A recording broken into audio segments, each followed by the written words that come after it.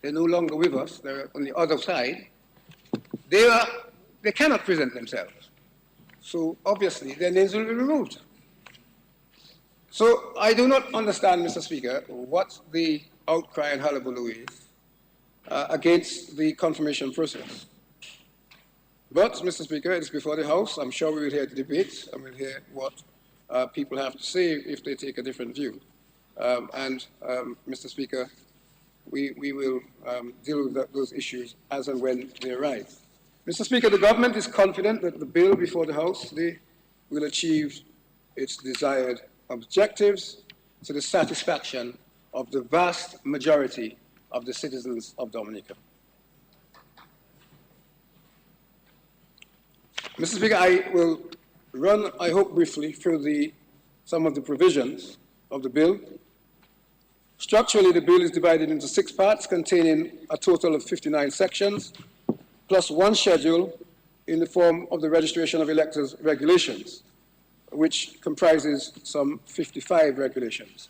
Part 1 of the bill provides for preliminary provisions and contains 3 clauses.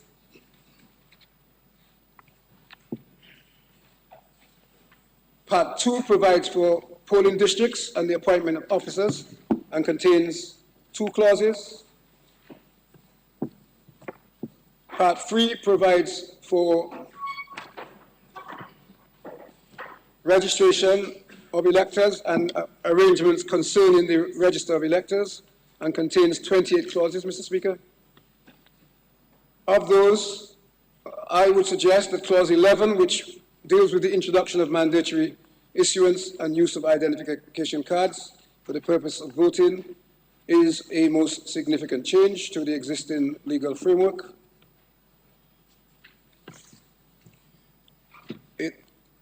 Between clauses 13 and 25, a number of other important matters are dealt with, including a provision for registers and lists, adoption of the existing register, establishment of a new register of electors, claims and objections, and the conclusiveness of the register. And, Mr. Speaker, one change of importance is the approach to the closure of the register upon the issuance of the writ. That is a significant change to the existing legislation. Clauses 26 to 31 provide for general matters related to registration and the register of electors. Clause 27 is a significant change requiring notice to be given to an elector before his name is deleted from the register. Part 5 makes provision for general matters, Mr. Speaker, and includes a provision which authorizes the Electoral Commission to make regulations and for the Commission to hear appeals. Clauses 38 to 48 provide for electoral offences. Clauses 49 to 54 provide for the confirmation process. And Part 6 provides for various matters. Clause 55 to 59 provide for the repeal of the Registration of Electors Act, Chapter 203, which is the existing legislation. The schedule, as indicated, Mr. Speaker, consists of the regulation, and among the most significant regulations are regulations 13 to 16, which relate to the voter ID card, regulations 28 to 35, which relate to claims and objections, regulations 42 and 43, which relate to appeals to the Commission and notices in that regard, and regulations 50 to 55, which relate to confirmation. Mr. Speaker, as I approach the conclusion of this presentation, I ask, does this bill have everything that everybody would wish it to have? The answer, Mr. Speaker, is no. Does this bill have most of what most people would wish it to have? The answer, Mr. Speaker, is yes. Is this bill a significant improvement upon the existing Registration of Electors Act, Mr. Speaker? And will it significantly contribute to the improvement and modernization of the registration and electoral process in Dominica? The answer is a resounding absolutely. Mr. Speaker, as will doubtless be appreciated by right-thinking people, electoral modernization and reform is not a one-time event. Rather, Mr. Speaker, it is a continuous process which requires review, intellectual and legal rigor, fortitude and diligence to ensure that identified issues, shortcomings and improvements are appropriately addressed in a timely manner. The objective always, Mr. Speaker, being to establish and maintain an electoral system and process which is free, fair, and free from fear, and which ensures that as many people as are qualified and lawfully entitled to exercise the franchise are able to do so. Mr. Speaker, I commend this registration of electors bill to this honorable House.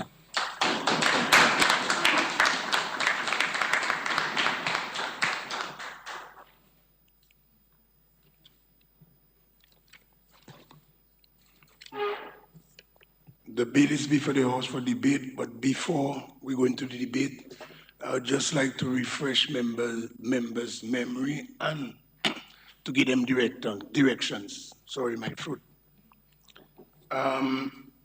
Members refer to the Standing Orders 41.8, and I will read it.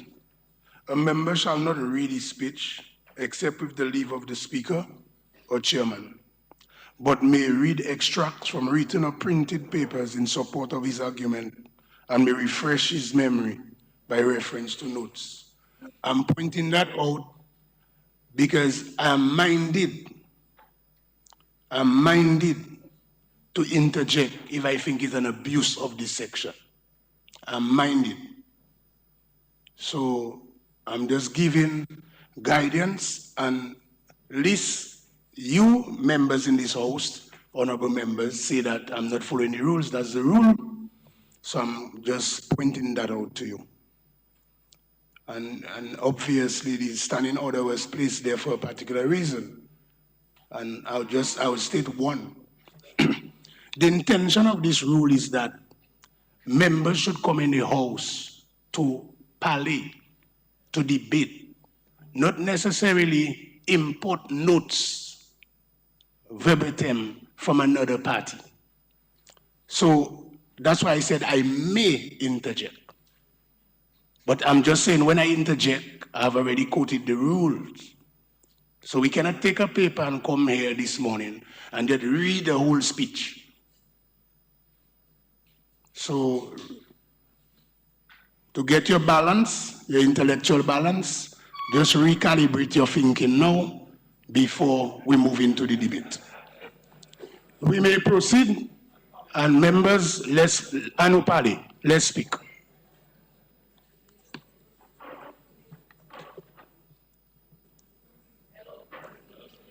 Yes, I recognize Honorable Charles.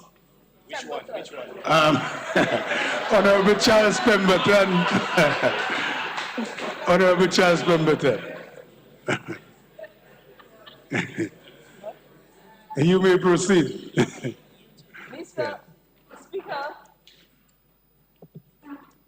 I rise to give my unwavering support to the registration of Electors Act 2024. And Mr. Speaker, when I say I want to explain this. I, meaning that I represent the kind and loving people of the Soufriere constituency,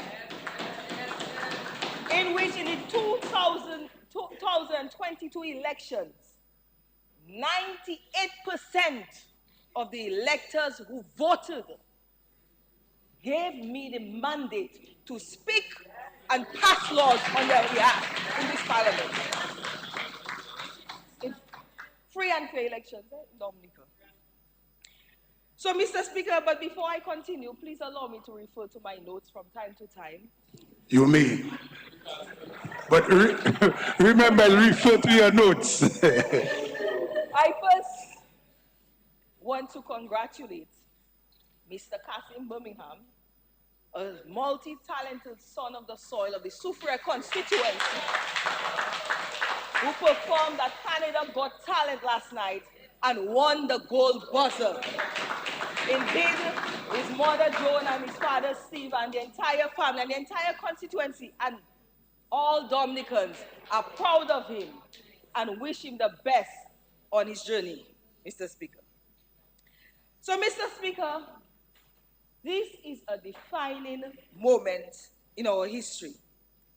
These electoral reform bills are a significant step to put into rest the long-lasted, long-debated issue on electoral reform. So I must commend the leadership of the Prime Minister, the hard work of the Attorney General and his team, real work, Mr. Speaker, not talk, real hard work, the Ministerial Subcommittee, and the people of Dominica who participated in the public consultations and boldly expressed their views. This is for you. So, Mr. Speaker, over the decade, two fundamental issues have been raised on electoral reform. One, the bloated list or cleansing of the list. Two, voters' ID card. So, Mr. Speaker, concern number one, in the Soufriere constituency in 2022, there were 3,409 electors registered, on our voters list, Mr. Speaker.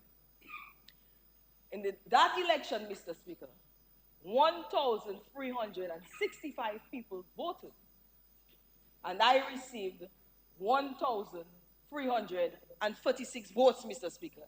And I can assure you, no dead people voted in the Soufriere constituency. The observers were there. They saw people walk in. They were agents on both from political parties, independent candidates. And they saw people walked in, voted, and when the vote was tallied, they were Dennis Charles, Dennis Charles, Dennis Charles, Mr. Speaker. And they I need to meet that Dennis Charles. As I said, 98%, Mr. Speaker. So, Mr. Speaker, I have no qualms about cleaning the voters list.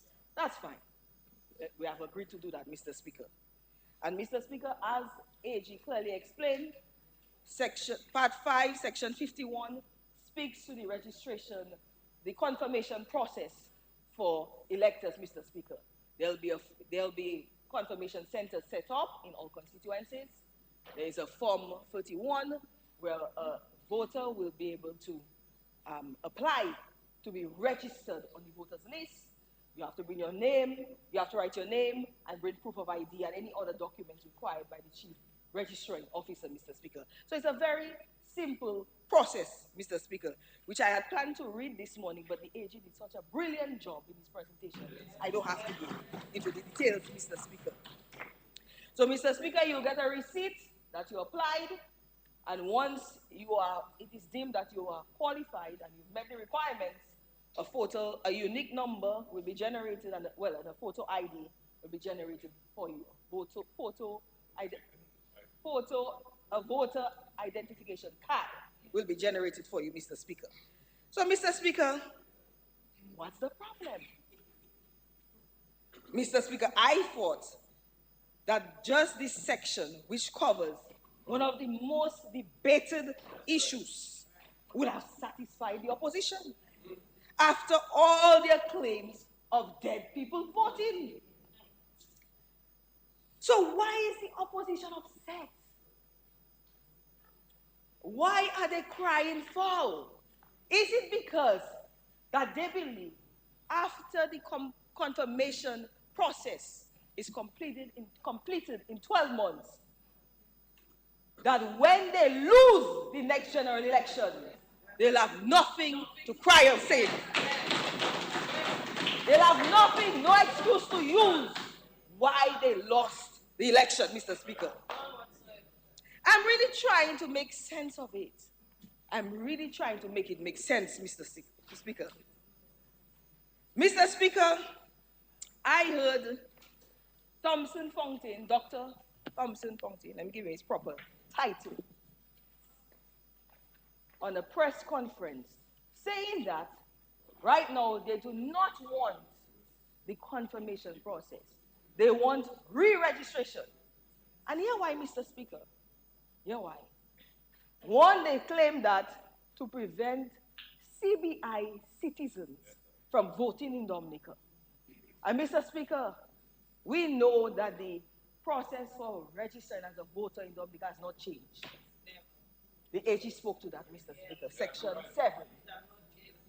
That you have to live in Dominica continuously for 40 days in any constituency, Mr. Speaker. 3 months, sorry, 3 months. Thanks for the correction. 3 months in any constituency, Mr. Speaker, to register to vote.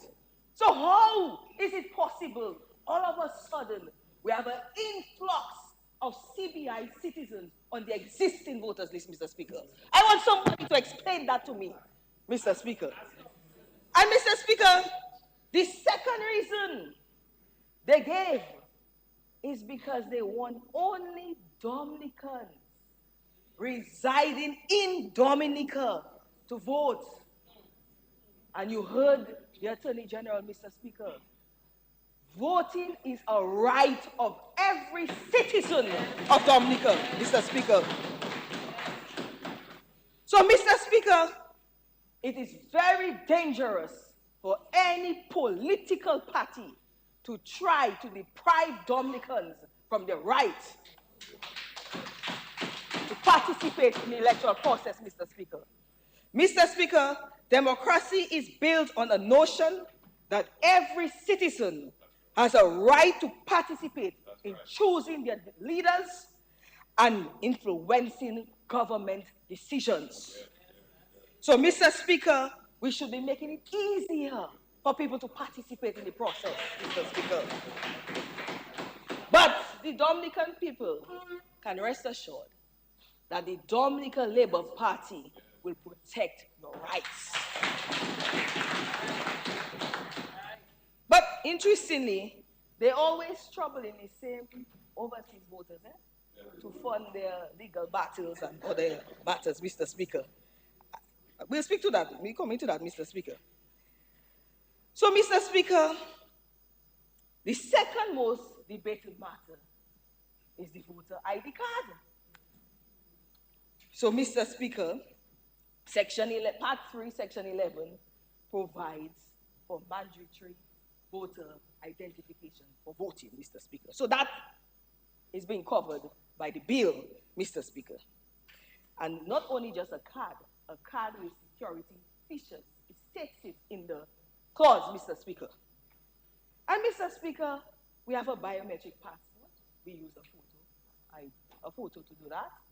When you travel, Mr. Speaker, you go for immigration, photo ID. To unlock your smartphone, Mr. Speaker, facial ID.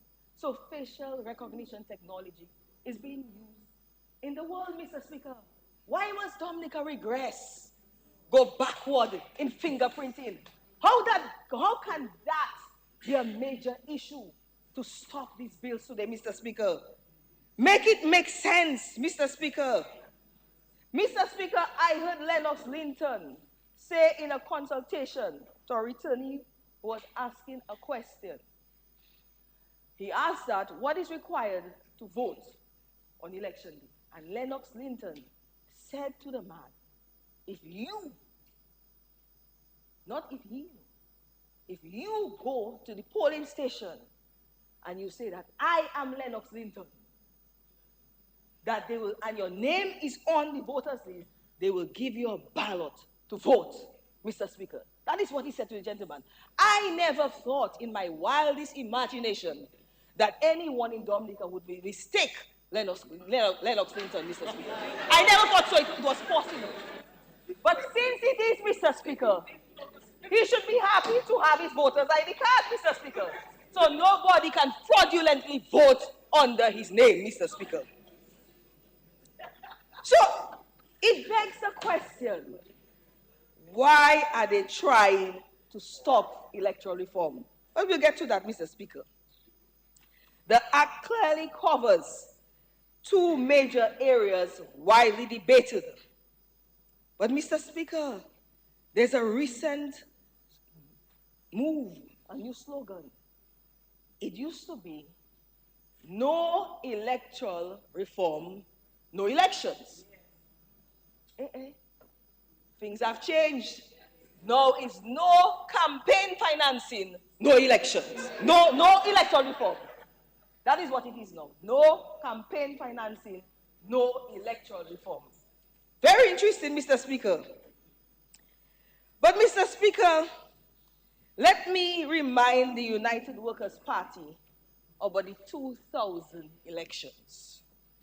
Despite the fact that they were in government, despite the fact they went to the east to do a sun worship ceremony, despite the fact they were distributing KFC, rum, housing materials, windows, doors, stoves, fridge, microwaves, two-par-two, everywhere in Dominica, the Labour Party government won the election on integrity, love, and genuine care for the people of Dominica.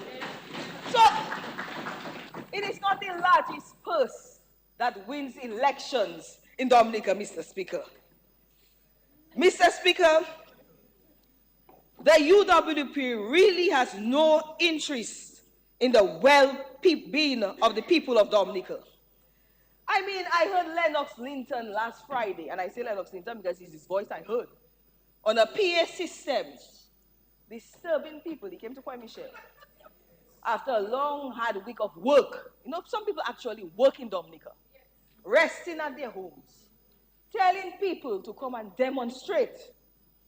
Demonstrate today to prevent those bills from being passed, Mr. Speaker. I don't know how you're going to stop it, because you have to be in Parliament to stop the bills from being passed. But that is what he was saying to the people, Mr. Speaker. And, Mr. Speaker, I said to myself, upon a little reflection, where was Lennox Linton during the COVID-19 pandemic to get a PA system to go around Dominica and tell people and encourage people to take the vaccine, or even to distribute some masks, Mr. Speaker, to save lives? Very interesting, Mr. Speaker. Very, very interesting. Or the opposition functions in Dominica. Mr. Speaker, I heard they set up a GoFundMe account. I didn't know that. That is what I was told. Asking people to contribute, to donate funds, so they could buy drinks and could pay out to serve protesters today. We don't meet. Yes, Mr. Speaker.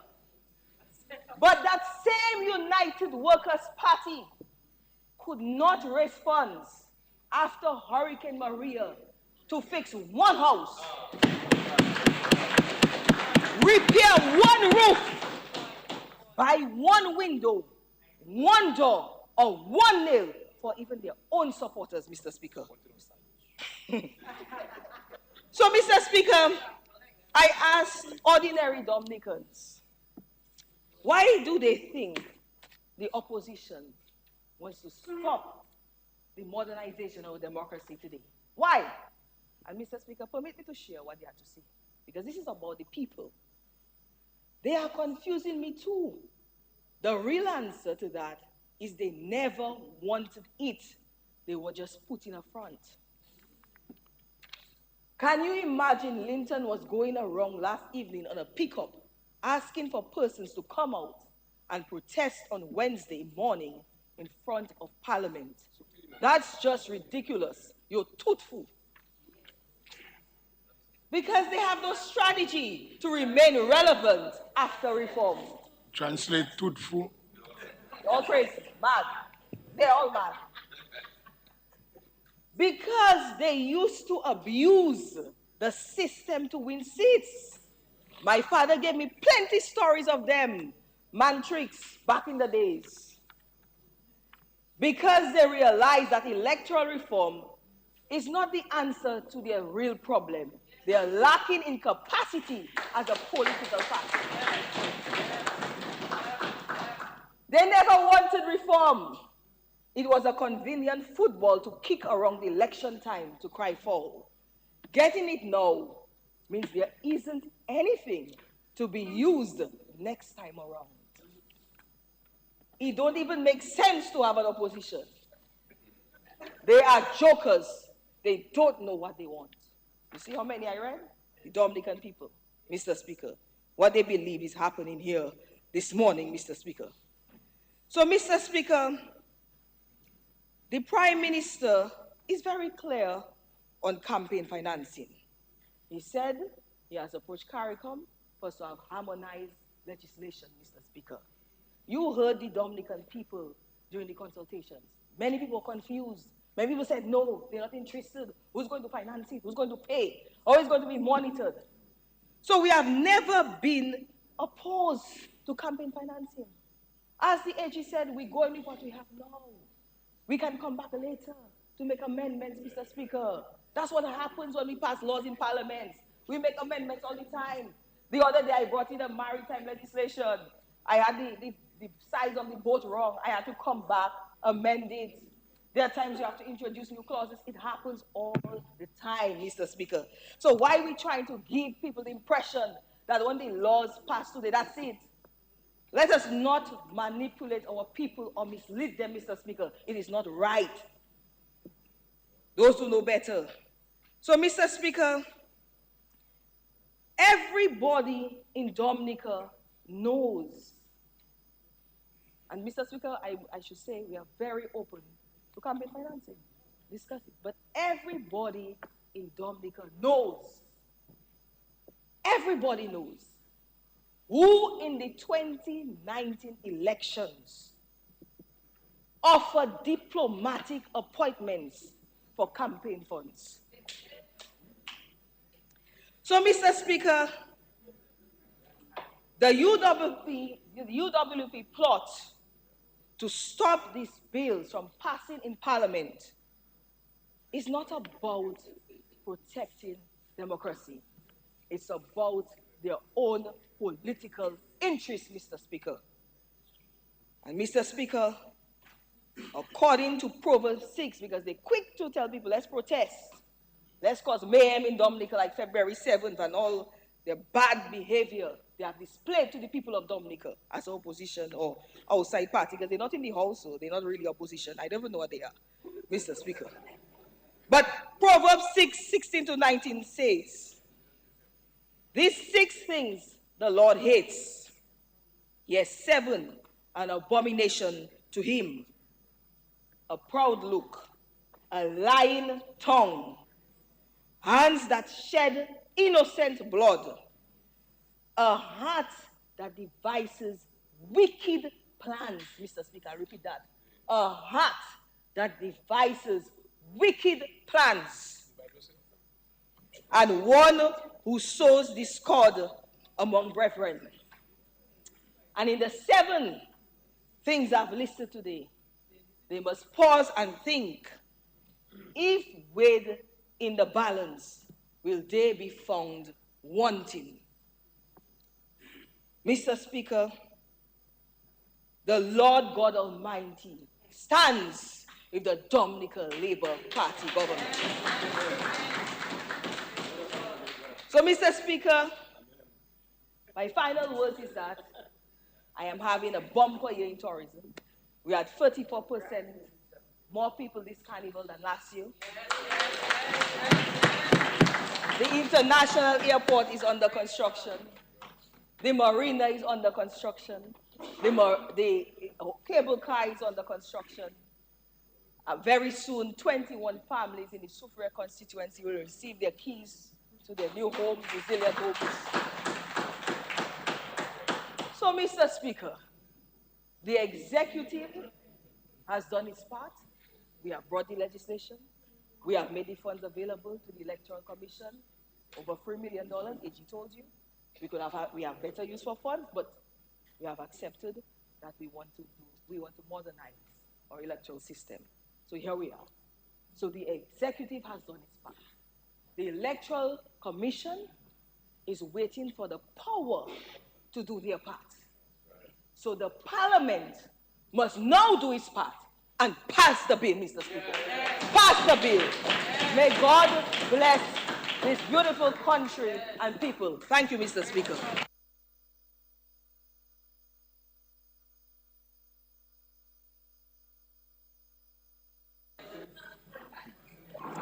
Yes, I recognize you, Honorable Charles.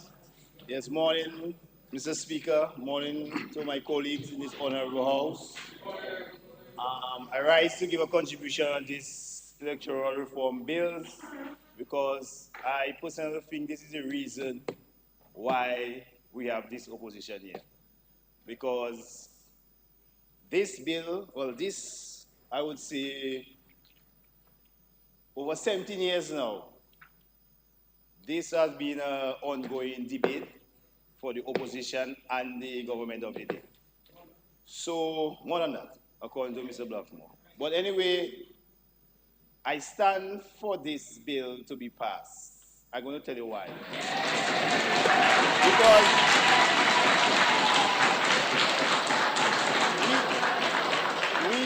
we have to start somewhere. We have to start it somewhere. We have to give and take. And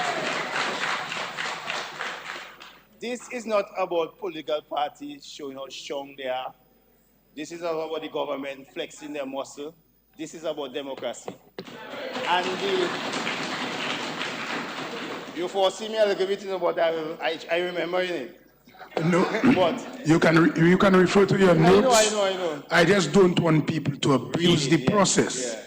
You understand? But you can refer to your notes. Yeah. Honorable Charles Pemberton, you could see how she maneuvered and did it. Yeah. So we really need to debate in this house. So you can refer to your notes. If you are overdoing it, I won't stop you to say you won't debate, but I will point out to you and the house and the public that you are just reading. Yeah. So it might not be embarrassing, but I won't stop you. Okay, let's continue. Now, when I'm going to go back a little bit to the 2 years political career that I did not aspire to be no politician. I only aspire to represent my beloved Marigot.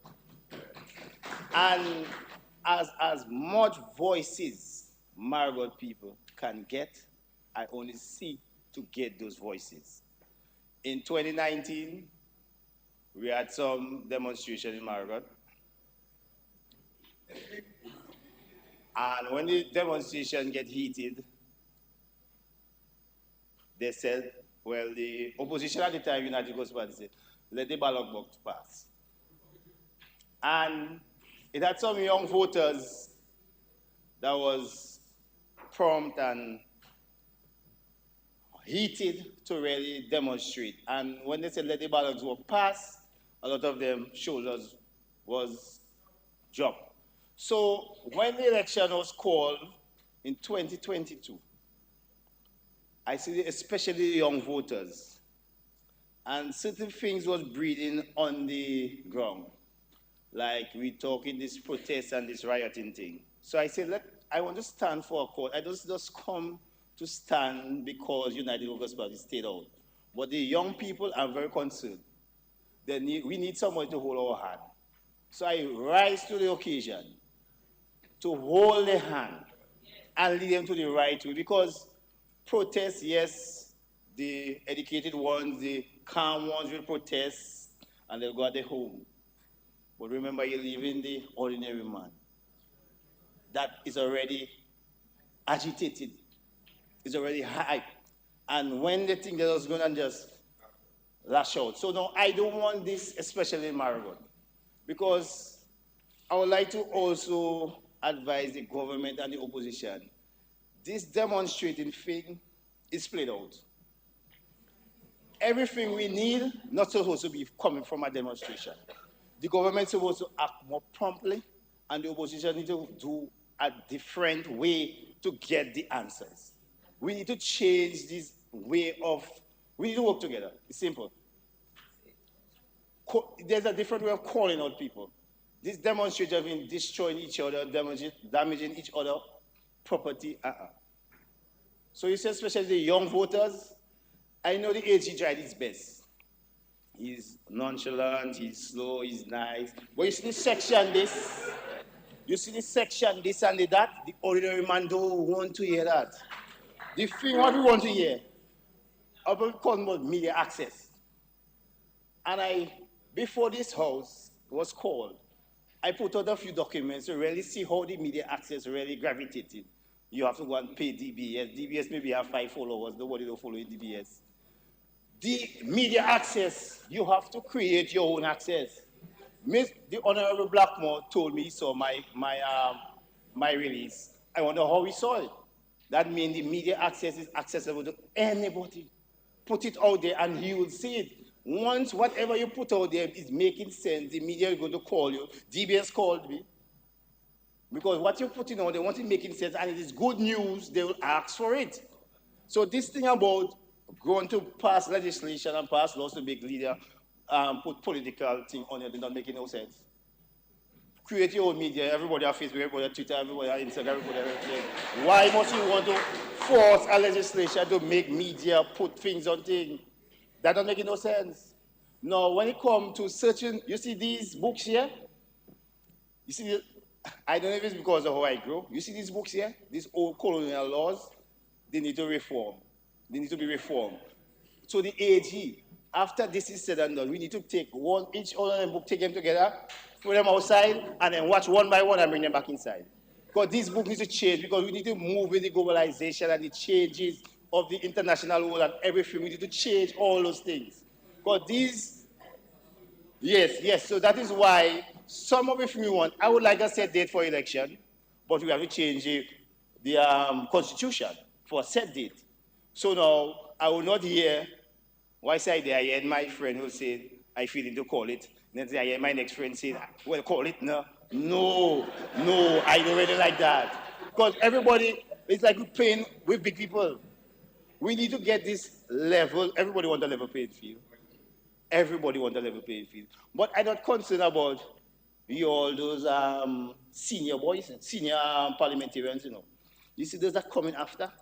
We have to set it. So we do have to, on my old bed and when I lie down, I don't want to have to come and talk, nobody talking about reform. We want to set the trend. So when the rest coming after is already set. So let's make the change. Yes, some people say 20 years too late. Better late than never. Let's start that. We need to start this change. So when it comes to certain power, and certain, everybody have their followers. Everybody have their followers. Everybody have their followers. So now stop using your followers, because I know none of my friends outside there. None. None of them outside. None of them outside. Because they voted for me to come in the house and do it the right way. We're not going outside there. None. None of them outside there. None. And maybe 10 Marigot people outside there. Maybe 10. And all of them maybe retire. Maybe all 10 alone outside, all of them retire. And then maybe not even living in Marigot. No, it doesn't matter afraid. We thinking differently. We're going to think differently. This is one Dominica. This demonizing way of politicking. When the letter was leaked 17 years ago, the famous letter, his recommendation that was made, the people that made the recommendation on the commission, you ever hear them speak? They have integrity. They don't have time to pull along your brothers. They put the recommendation, they finish with that. You never hear them speak and pull along nobody. The letter leaking. All the people just leaking letters because they want to know the correct thing is done. Yes, everybody right. I know they write against me. You don't have no opposition leader. It's okay. But we have one country. We have one country. We have one country, no? We have one country. We don't hold. A lot of us holding malice. When it comes to the point, everybody have there, everybody moving, everybody. You see, there's some movers and shakers that cause people to do things. And it's okay. Everybody make mistakes, everybody do what they have to do. but we're holding too much malice. All that thing that is written, Jesus, that you betrayed Jesus, all this thing is written. You're supposed to expect that. So, but you have to just forget about that, and we have to move the country. Move on. We don't have time to waste. We have a country to build. This noise about the electoral reform. When you have Donald Trump, the honorable Prime Minister, President of the United States, passing legislation, rumors, you have war in Israel, you have war in, and those things are going to affect us. We'll be talking about, I should be asking Honorable Roland Roy about my road in Captain Bruce. I come in and talking about electoral reform. I come in and ask about electoral reform. Electoral reform, basically, according to a guy I gave a ride this morning, but that is just to keep party and put party in power. I say no. According to who you put in there, they don't work in your interest, so you have to put the rest person in there. But anyway, that's how you're watching it. But we need to more bread and butter issues. So you see this legislation, we're going to start it. Because I'm not going to stay too long on that, it's already 17 years. We're going to start this, and anything, all I know, I want to put on record, I'm recommending and putting on record, we need to start it. And I'm going to be one of those who go to start it. Although my father started it and started noise, I'm going to start it for him properly in the house. So we're going to start this resolution by passing this bill today, and as we go along, even 5 years, when the opposition win, they'll come and fix what they have to fix. I just say, we have to start it. And we have one. Let's get this thing going. We have one. It's only one Dominica, people. One Dominica. One Dominica. One. One alone. One alone. And all of us here is Dominicans. Yes, my sisters have overseas. Trump will delete them over there. They've deleted them over there. So it have this thing about ordinary residents and on. That's for the age. That's about my pay grade. This ordinary thing and country thing and thing. You see my sister? She come along and vote.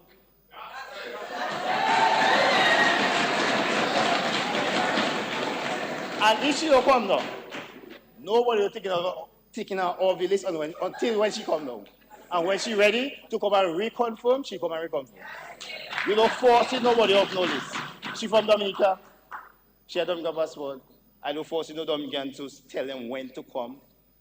We have to watch this thing. We put in pressure because we try to put some political moves, but no, you have to watch the individual and the ordinary man. The ordinary man. People like me, I don't know how to say it, I know how to survive. That was enacted me through my father and my parents. I know how to survive. I born a survivor. So I don't feel, somebody got to feel sorry for me. Don't worry about Tony. Tony, okay, he will survive. He know what to do. But some people don't know what to do. Some people don't know. And that is the people that might feel sorry. You see, when I retire and I lie down on my bed, I don't want to see the younger one fighting to survive. So we have to set it. Let's set that, start the bill, pass the resolution, let's go as we go along, we fix that. I thank you.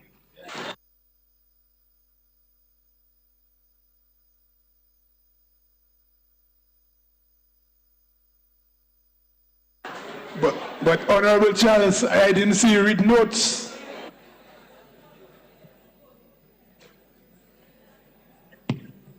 Yes, Honorable Melissa Popon-Skerrit. Thank you. Allow me to You may refer to my proceed. notes. Allow me to Yes, refer to my permission notes. granted. Thank you. Mr. Speaker, I rise energized this morning because you know what? It's a historic day in Dominica. And so far here, Mr. Speaker, I am very happy to see the unanimous support that we are getting today in this honorable house. I want to commend the member of Marigot, Lennox Anthony, to take a page from your book because you are putting people before politics. And this is what we're here to do, Mr. Speaker, to protect the rights and the freedoms of the citizens of Dominica. Mr. Speaker, this issue before the House, these bills before the House, it's not an issue because we resolve it today. But it's an issue that I have lived, I have worked through, and I have fought. And so it is something that is deeply personal to me. So allow me the next few minutes, Mr. Speaker, to tell you the truth, the whole truth, and nothing but the truth about what this means for the Commonwealth of Dominica, but specifically my constituency of Rosa Central, and I want the opposition to hear me out clearly this morning. You see, because over the years, Mr. Speaker, the opposition, particularly the UWP, would have people believe that electoral reform is some type of magic wand, that once it is waved, they will magically gain victory at the polls. They want Dominicans to think that the reason that they have been losing election after election, cycle after cycle, is because they have somewhat been cheated by Labour, or the playing field somehow has been tilted, and that they were at a disadvantage. And to make themselves feel better about the beating that we give them at the polls, they want people to believe that they have been wronged. But let me state this unequivocally, that electoral reform will never make UWP win elections, not in this lifetime. And even though they got everything they wanted in these bills, we didn't get everything we wanted neither. There's a compromise, you have to give and take. But even if that they were to get everything that they wanted in these bills, there's no amount of reform that can fix a party that has no vision, no leadership, and not even connection to their own people, Mr. Speaker. You see, the thing is, the people of Dominica have rejected them time and time again. And it is not because of this so-called rigged system, but because they are offering nothing of substance. They have no hope, they have no plans, not even for the people who support them. And so this is why day after day, Mr. Speaker, in my constituency office, in the Labour House, we have people, our teams working here, day after day, we're getting people from the UWP side who are coming in and saying that they're fed up. They are fed up, and they are coming across to Labour. They're sitting there, they're getting gray hairs, waiting for them to get their act together, and nothing of substance for them to believe in a solid party that can do something for them and change for the betterment of themselves and the people.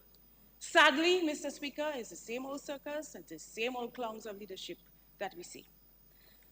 But, Mr. Speaker, it is important to note that every single party has contested elections on this same system, and every party has come into government on this same system.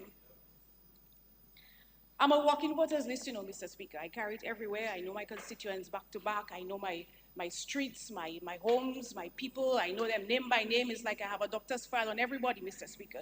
Because this is how I have combed and I have dissected my voters list of Rosa Central. But, Mr. Speaker, I want to take you back to 2019 when I first entered the political arena. The first thing I did was to print a voters list. And I combed that voters list. And I was shocked to see hundreds of people who had long been deceased were still on that register. But I didn't sit back and complain. I took action. I went, I purchased the death certificates of these people, and I handed it to Electoral office.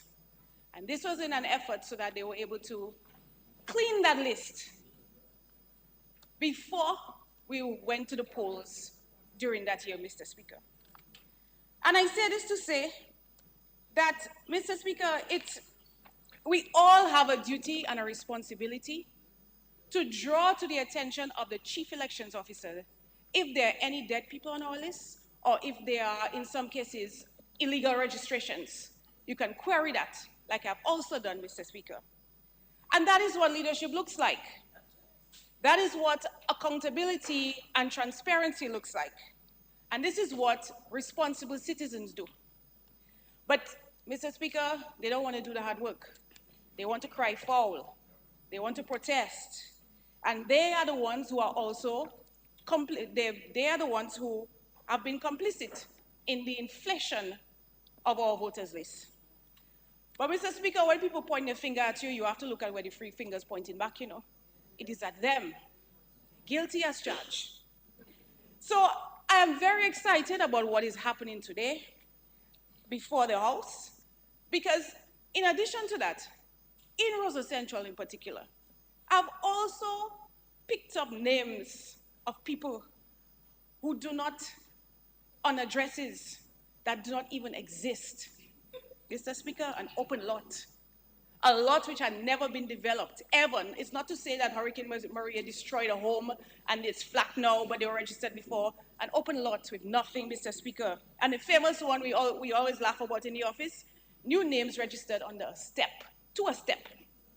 No house, but you have a slew of names registered on a step, to a step. And I'm not talking about vagrants, you know, to say a vagrant, okay, sleeping on a step. No, no, no, no. These are hard-working people. We know who they are. We track them down. We are like CIA agents in Roseau Central, you know. We know where they are. We know where they came from. They came from the east. Some came from Marigot. Mr. Speaker, people who had never in their life slept a day in the city of Roseau, registering.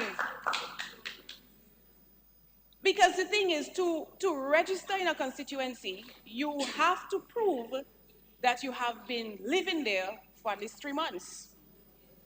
So, Mr. Speaker, that is why we want electoral reform. We in Roseau Central, we need it. We want to clean that list. We want to see all those people who say that they have been registered. I mean, it's ridiculous, on the alleyway, a wall, a window in the sky. We want them to come forward. Come and show electoral office where you lived. Come and be counted. We want them to come, Mr. Speaker. Because in section 49 of the Registration of the Electors Act, it states that they will have to come and confirm where they live, in the alleyway, on a rock. Let them come and tell us on the step that they live, and they get up every day and go to work, because they're hardworking people of this country. And while we're on the topic of deception, I want us to deal with another lie, Mr. Speaker. And it is the absolute nonsense that Labour wins elections because of voters residing out of Dominica. They want people to believe that Dominicans overseas should have no say in the future of their homeland. And I say to them, shame on you, and shame on you. Because many of their residents, actually, many of their followers are resident in the US. They have gained citizenship in the US. And they know that when elections are called, if they happen to be in Dominica or another country, they can still cast their vote. They can still cast their vote by what they consider an absentee ballot. They are still counted, Mr. Speaker. And so, as a citizen of every country, it is your right, and nobody should be able to take that away from you. This is why, with the new bills, we also saw it fit to remove the restriction to vote by anyone who has been living outside of Dominica for 5 years or more. Because as long as you are legally registered to vote, nothing and no one should prevent you from being able to vote.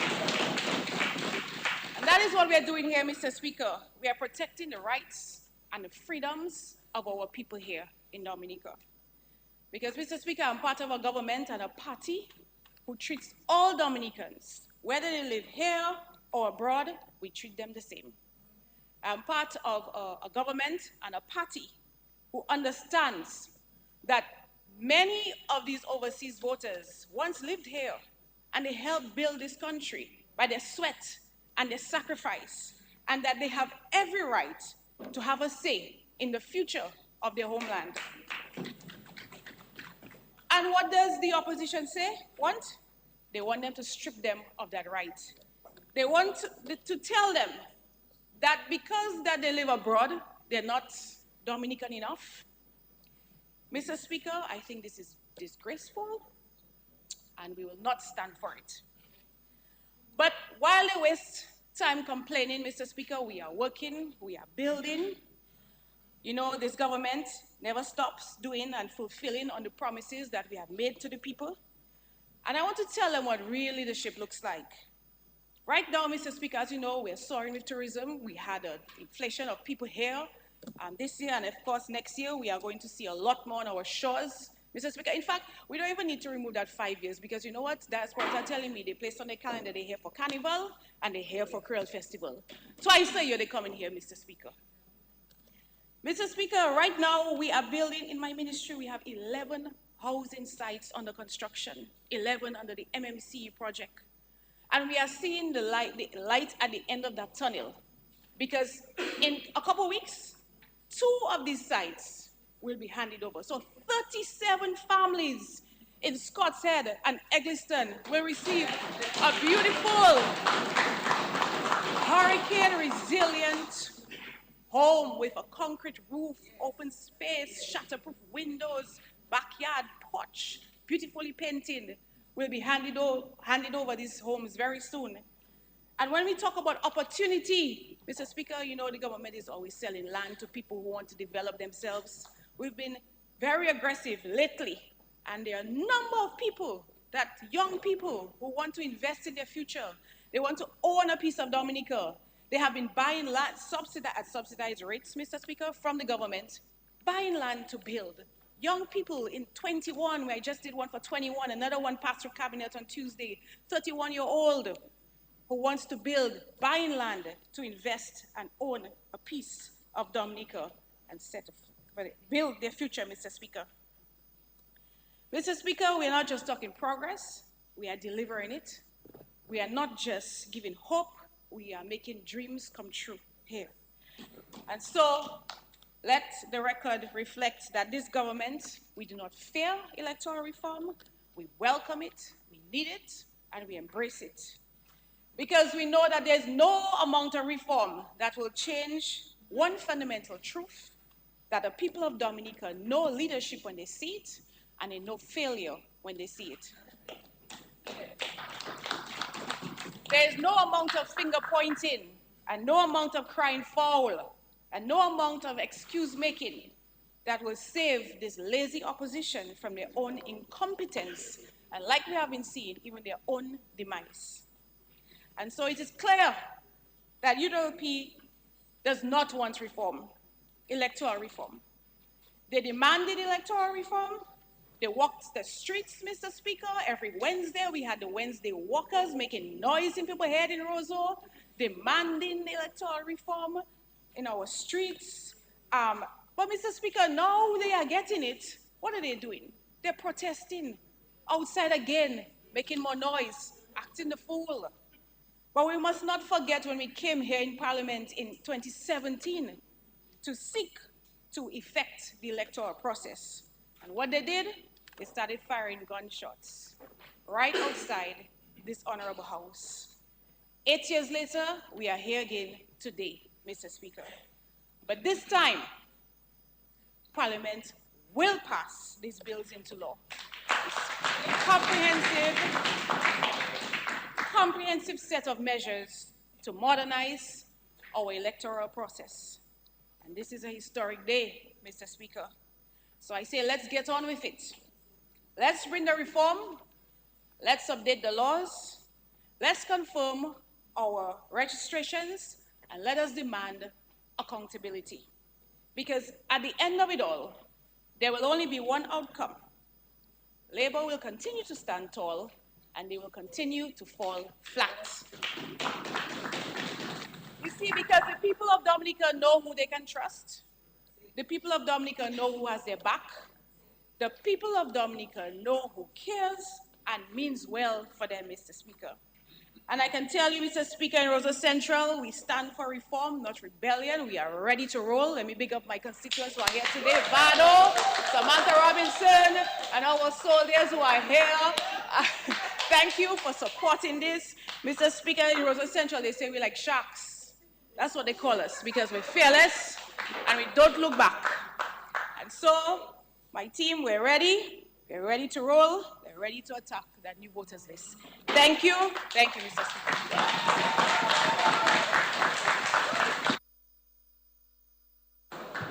Yes, I recognize Honorable Alfred.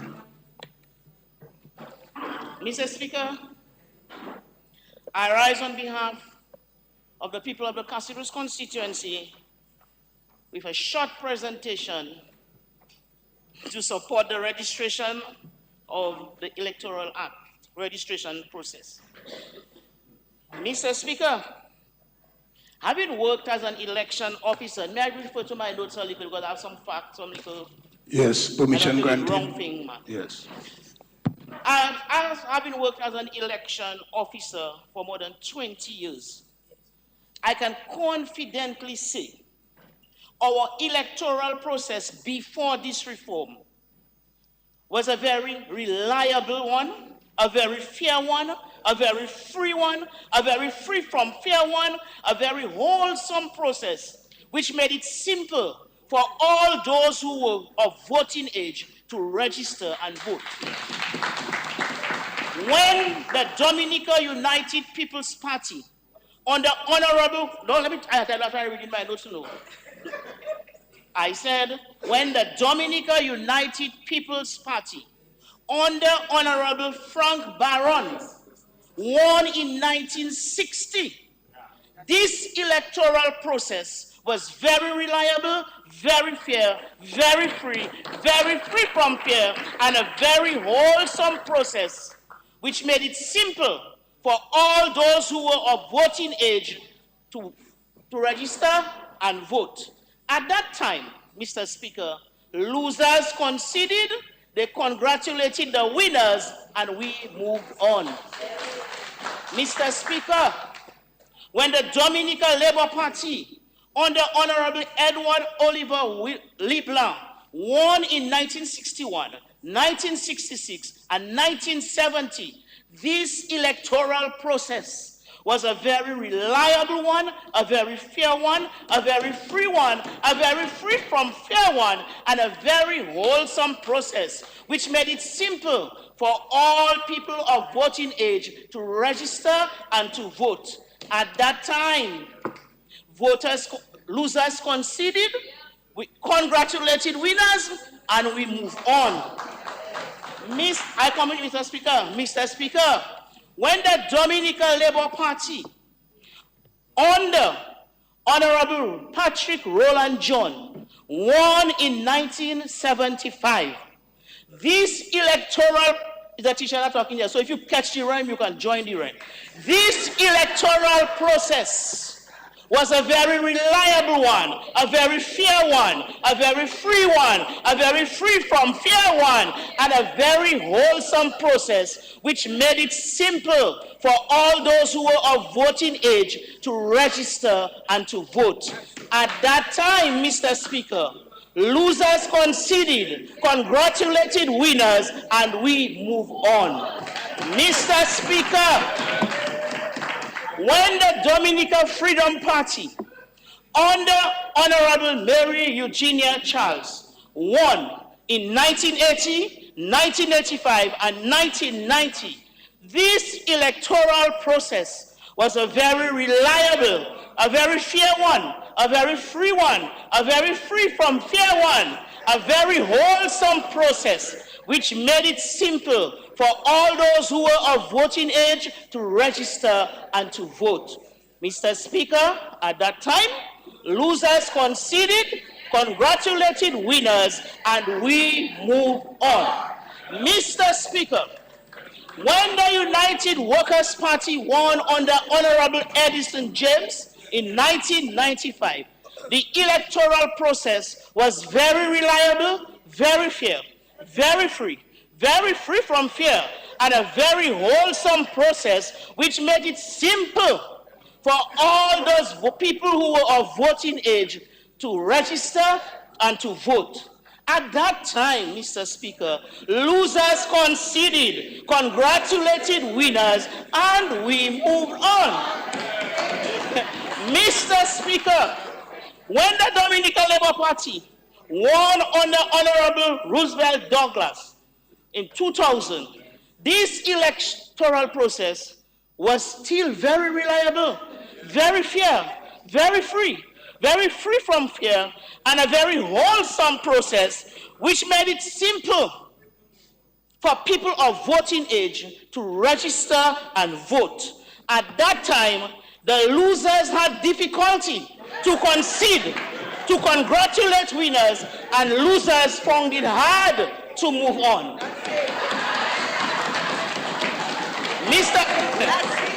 Mr. Speaker, when the Dominican Labour Party under Honorable Roosevelt Skerrit won in 2005, this electoral process was very reliable. It was very fair. It was very free. It was very free from fear. A very wholesome process which made it simple for all people of voting age to register and to vote. Mr. Speaker, at that time, losers did not concede. They did not congratulate the winners, and losers could not move on. Therefore, the Dominican Labour Party continued to win elections under the Honorable Roosevelt Skerrit within an electoral process which was very reliable, very fair, very free from fear, and a very wholesome process which made it simple for all those people who are of voting age to register and to vote. Mr. Speaker, over all these years, the only thing that has changed was that the United Workers' Party, try as hard as they could not win a general election again in the Commonwealth of Dominica within an electoral process which was very reliable, very fair, very free from fear, and a very wholesome process which made it simple for all those people who are of voting age to register and vote. Mr. Speaker, I've said all this to say that this reform exercise should not be looked at as fixing something that was broken. Our system worked well for all these years. When their party won, it was reliable, free from fear, and wholesome. But when their party lost, everything changed.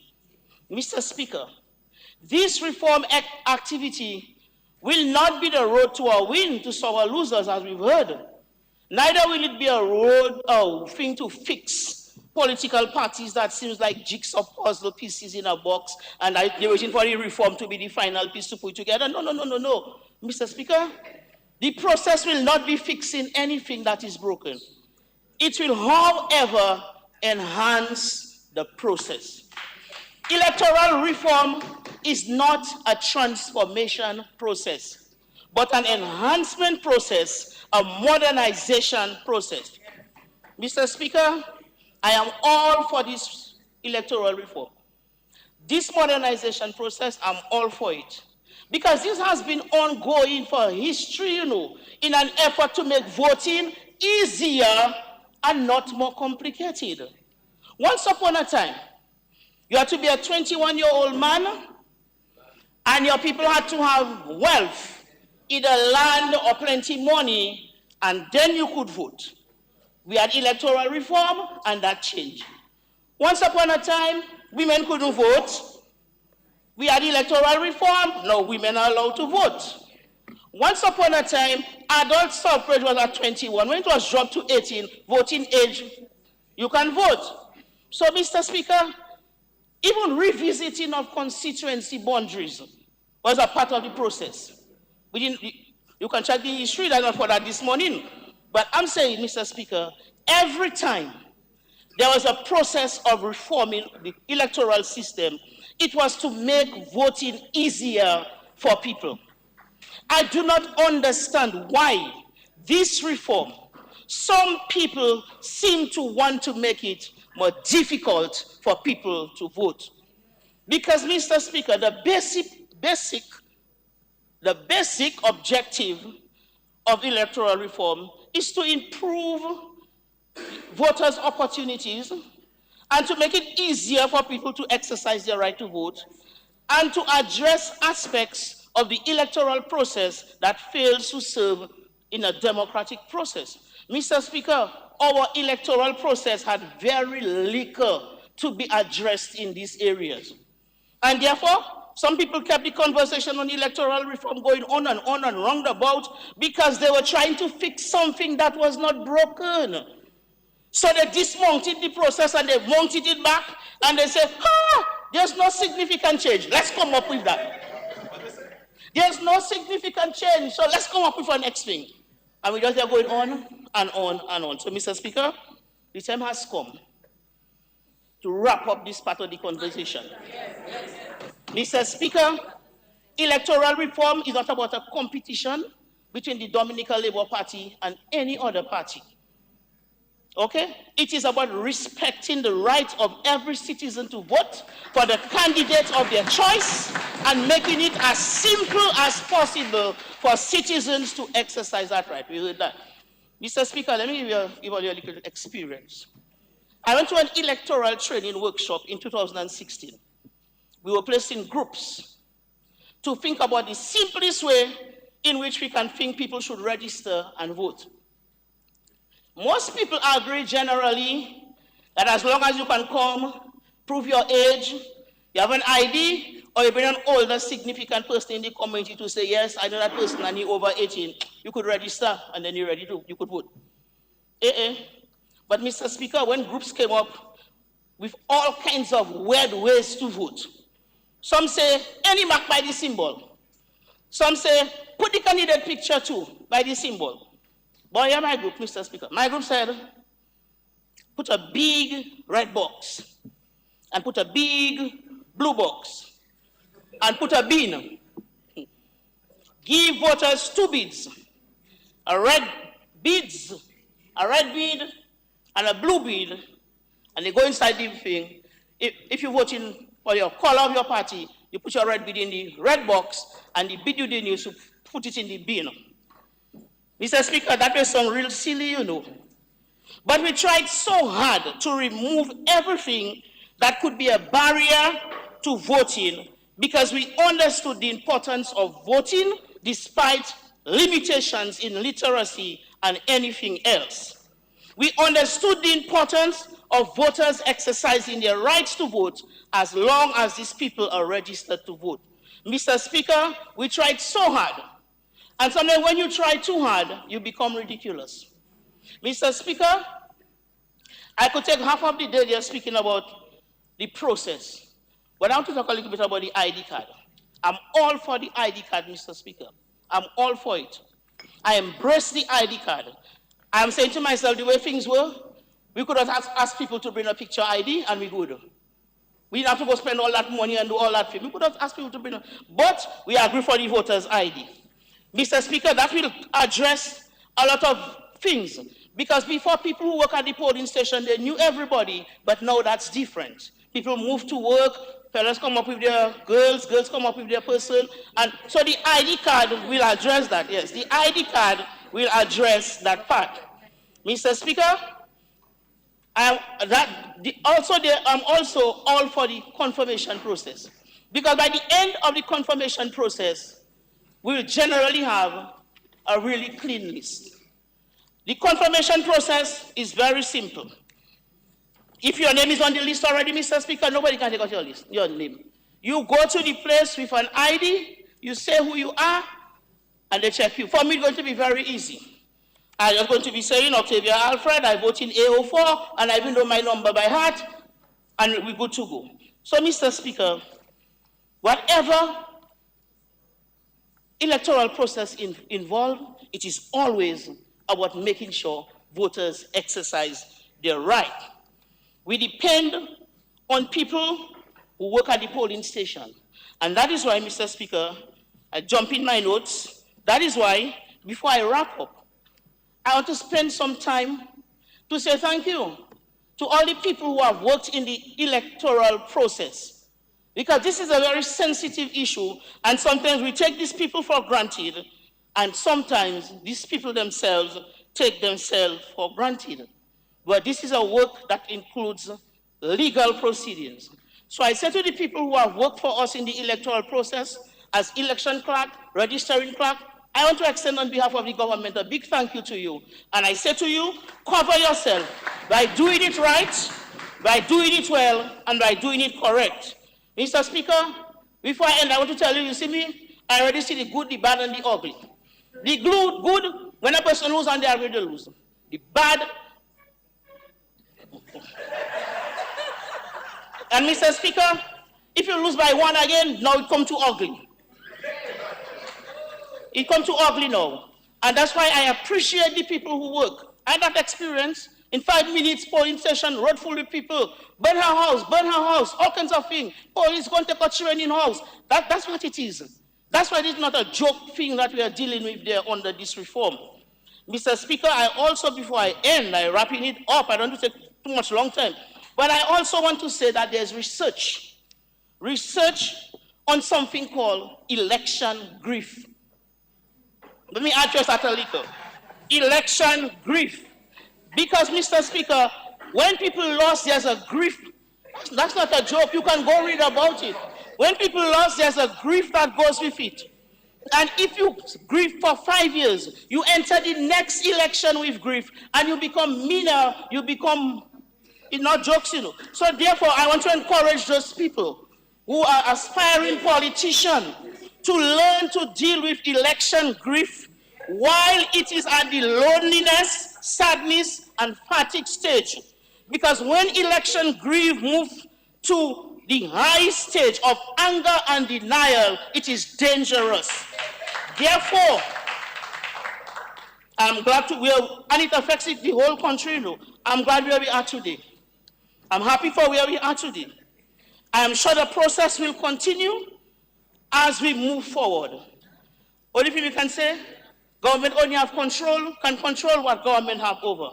Mr. Speaker, I said, making it as simple as possible to vote 18 times in this presentation, because that is what electoral reform is about.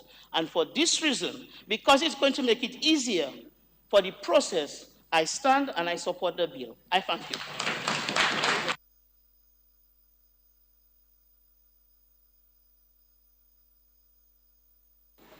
Yes, Senator Henderson, you may proceed. Mr. Speaker, thank you. Good morning, everyone. Good afternoon, everyone. Seeking your permission to refer to my notes from time to time. Permission granted. Thank you, thank you. Mr. Speaker, I rise to give my contribution this afternoon, on the bill before this Honorable House presented. I wish to touch on a few points. It's not anything new. We have been discussing this for years, meeting, consultations, suggestions, committee gatherings, just meeting about this act, or this bill, actually. And we have come to the part where we debate. Mr. Speaker, we know that there are key inserts in the act where the conversation continues, the disagreement continues, the agreement continues. And Mr. Speaker, one of these parts is the voter's identification card. Mr. Speaker, Section 11 of the bill refers to voter's ID.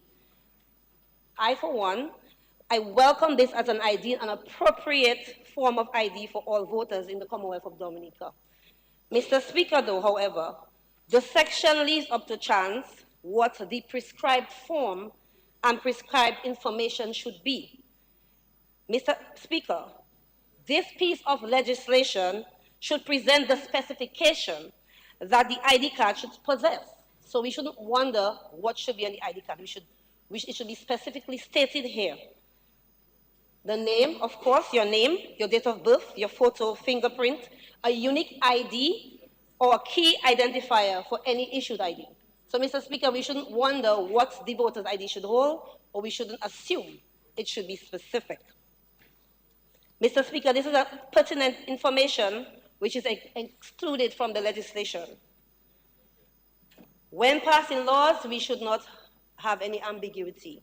We should be very clear so it avoids chaos and the constant back and forth and discussion on the very same thing.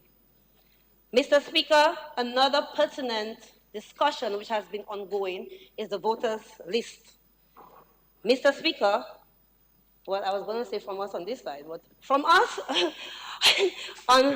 from the constituency of Marigot, for the majority of the constituency of Marigot, different associations holding prominence, you know, the Bar Association, Electoral Reform, Mr. Anderson, good morning. Electoral Reform Coalition, the different groups, Mr. Speaker. Re-registration seems to be the more appropriate suggestion for this voters list part of the bill. Mr. Speaker, we have seen it in the documents. We have also seen it in the recommendations from the consultant, the electoral reform consultant, Mr. Sir Dennis Byron, and we have heard it on the airways. It's a discussion, a continuous discussion, Mr. Speaker, and we opt re-registration over confirmation. Mr. Speaker, the proposed re-registration is to ensure that we have an accurate voters list. Allow everybody to re-register. Mr. Speaker, I don't understand why there's a strong opposition to allowing the re-registration. Mr. Speaker, the Dominicans who live here, those who live overseas, Mr. Speaker, the opportunity will present itself for, everybody to come home and re-register. You come to vote. Some people come more often than not, and some only come to vote. So this is your opportunity. Come and see Granny. Come and see. I haven't seen some of you in a while. Come in, come to re-register. The confirmation process doesn't allow for this to happen. Mr. Speaker, we want to ensure that people participating in the election process, they do have a real say in the governance of the country. Mr. Speaker, people living overseas who come to vote, they get tickets and, a little spending money, a little good time. Mr. Speaker, and I found that to be, we speak about Dominicans exercising their franchise while living overseas. Mr. Speaker, case in point, the snap election of 2022. Yes, hold on. Are you standing on a point of order? Well, you have to state you're standing on a point of order. Speaker, the member is imputing improper motive, saying that persons overseas are given tickets and monies in order to come to vote. The member is saying that overseas individuals, the member is imputing that people who reside overseas are receiving tickets and money in an effort to come and vote, and that is imputing improper motives, Mr. Speaker. So, member, are you saying that? Mr. Speaker, so let me clarify. So if you allow me to clarify my case in point, and it will clearly explain to the honorable member what I'm saying. So the snap elections of December 22, Mr. Speaker, nobody. Hold on. You need to deal with the matter. He stood up on a point of order, so he must deal with the point of order. Are you saying what he said you are saying? I do not want to repeat it. So if you said that, is it a yes, you said that, and that's what you want to say, and then I'll tell you to withdraw? Okay, Mr. Speaker. Yeah. I stated that to explain something further, but I'll withdraw this statement. Yeah, you need to withdraw it. I'll withdraw this statement, Mr. Okay. Speaker. Move on. Yes, Mr. Speaker. So, Mr. Speaker, moving on. So the snap election of December 2022, I didn't see, I was here, but I didn't see any Dominicans coming in to exercise their franchise that year because, the election, the opposition, the United Workers' Party did not participate. The independent candidates present here and others participated. But somehow there was no reason for all Dominicans who normally exercise their franchise over the years, they didn't feel the need to exercise the franchise then. And this, to me, Mr. Speaker, it kind of, create a question about the voters list, Mr. Speaker. So, Mr. Speaker, if you allow me to continue, this is a question I would kind of ask about the re-registration. Do you exercise your franchise all the time or just sometimes? Mr. Speaker, Section 49.2, where an eligible voter must apply to have his or her registration confirmed. Mr. Speaker, this process, it doesn't really specify here. I would want to, understand how this is done. Is everybody coming home to do this? Are we going to them? Because if you come home to vote, this should be easy for you to come home to do. Mr. Speaker, let's for argument's sake, if you're coming home to vote, if you're coming to re-register, you're coming to confirm, you should be doing it here in Dominica. Yes, I can, very well, very well, very well. Mr. Speaker, let's for argument's sake say that the majority in this House votes for the piece of legislation approving confirmation of voters. I note here that Section 49 refers to the confirmation of registration may be carried out by means of the technology-enabled voter registration system. Mr. Speaker, does this mean that the system, the confirmation process will only happen if the system is implemented? Because there's no specific details in the bill that says when this will be done or how long after the passing of the bill that this will be implemented. Mr. Speaker, I am one who believes in, well, I welcome technological improvement, and improving our voting process will be one for Dominicans to benefit well within our rights. Mr. Speaker, I've noted here that there's no timeline for the implementation, which simply means that the election process will not be free or fair if this is not implemented. My curiosity made me look at different voters' management solutions, Mr. Speaker, and the registration systems, just to get a feel of what the next election should look like in Dominica, because we're improving and we're bringing new technologies. Is it me, or do all voters' registration systems possess biometric identification? Those I've read about, I might be wrong, but those I've read about, I've seen biometric identification as one of the key technological improvements in the system.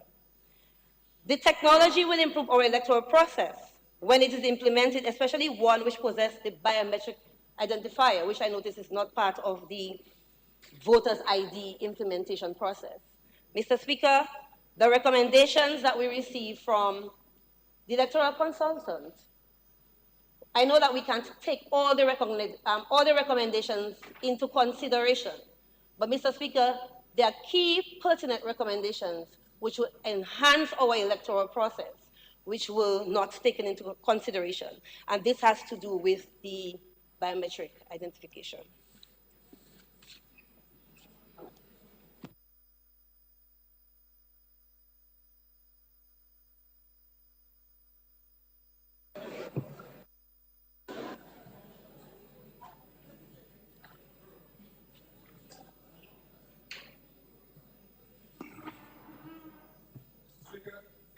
I rise to bring the debate to an end. The opposition. Wait. Yes, but you, Honorable Paris, you didn't stand up. I saw Honorable Pinard standing up, and he sat back down, and the AG stood up to wind up the debate.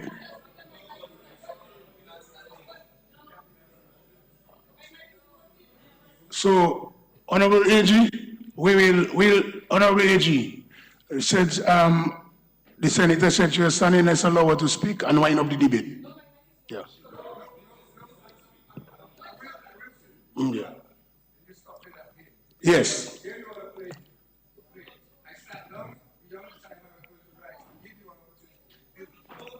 Yes. Again, I'm going to caution members, if you want to speak, stand and rise on your feet. No, honorable members, I explained to you once in a training what happened in a budget debate where members were playing cat and mouse. And I told you in the training, I suffered from that.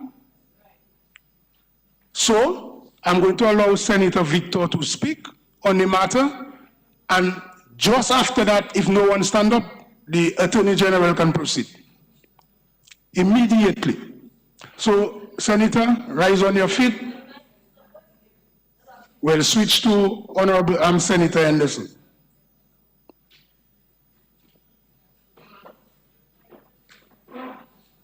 So it's either we want to debate or we don't want to. No cat and mouse game here.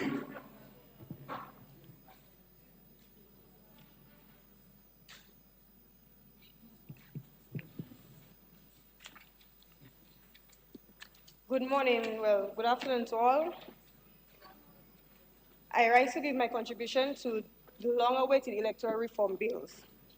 As we address these parliamentary sitting, Mr. Speaker, I'd like to kindly ask permission to refer to my notes here and there. You may proceed. As we are all aware, the talk of electoral reform began sometime after the 2005 general elections. We have experienced some roadblock here and there. It has been in the airways ever since.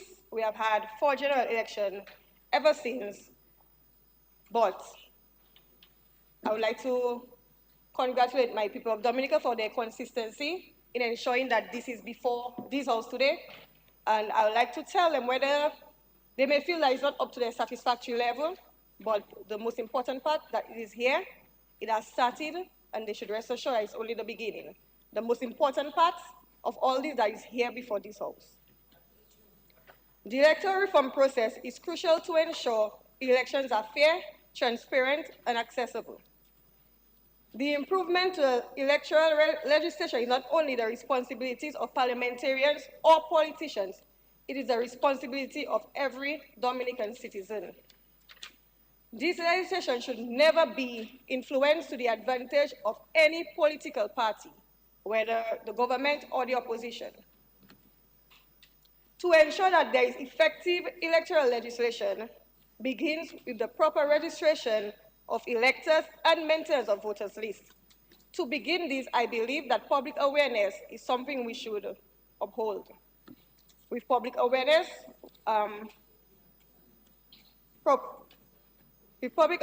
campaigns can be held to educate proposed electors on the qualifications and disqualifications. With the registration of the electors bill being passed, there are a few things I would like to highlight which was placed in the bill.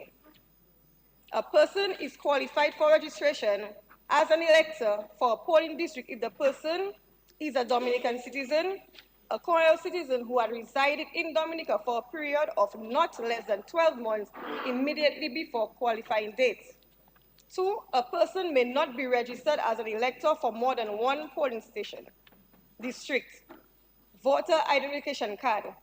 Though I feel this section is a bit vague, I rest assured that it's only the beginning, and like any other bill, it is subject for enhancements.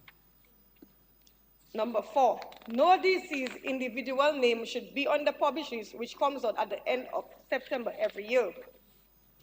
Given my support to these key points in the registration of electors process, there are a few questions I would like to ask Mr. Speaker. 1, what are the steps placed to ensure that electors do not register in more than 1 polling district? 2, if an elector knowingly registers in more than 1 polling district with the intention of voting in both districts, what methods are in place to ensure this fraudulent scheme is blocked? Is there any punishment for said elector? Number 3, when an elector's vote is transferred to another polling district, how do we ensure that their name is removed from the previous polling district? Number 4, how often do we clean and update the voters list to ensure that deceased people are no longer on the list? These questions arose after realizing that all these points are important and needed. However, we need to ensure that the implementation is on point. We cross all our T's, dot all our I's. One of the key aspects of the registration of electors process is to ensure effective, non-biased electoral reform is cleaning and updating of voters' lists. The focus of electoral reform is ensuring that the voters' lists are regularly updated and cleaned to remove ineligible voters. That is people who are deceased, those who have migrated, or individuals disqualified due to legal reasons. Though sometimes these may cause challenges, where an elector's name may wrongly be removed, a clear and transparent system will dissolve all challenges. To end, I will repeat, it is very satisfying to be here to witness and be part of the start of the long-awaited electoral reform process. I am, 80% in support of it. The 20%, there's room for improvement. So I am not fully against it because that's what we have been asking for. For what, almost 20 years? We have been asking for electoral reform. It is finally here. And I would like to tell my people on the outside, rest assured, it is only the beginning.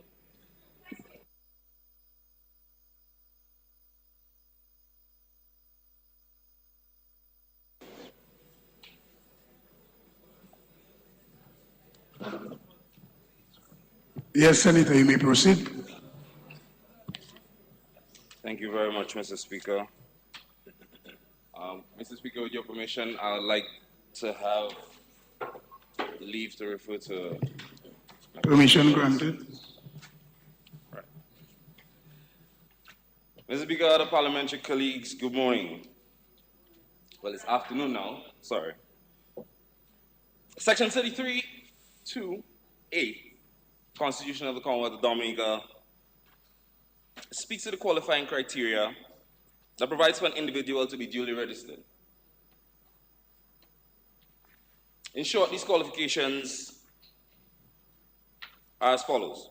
Person is eligible to be registered if he or she is a Commonwealth citizen, has attained the age of 18 years or upward, as a resident Commonwealth of Dominica. Subsection B of that same section stipulates that every person who is registered or who is duly registered in any constituency shall, unless he is disqualified by Parliament from voting in that constituency in any election of representatives, be entitled so to vote.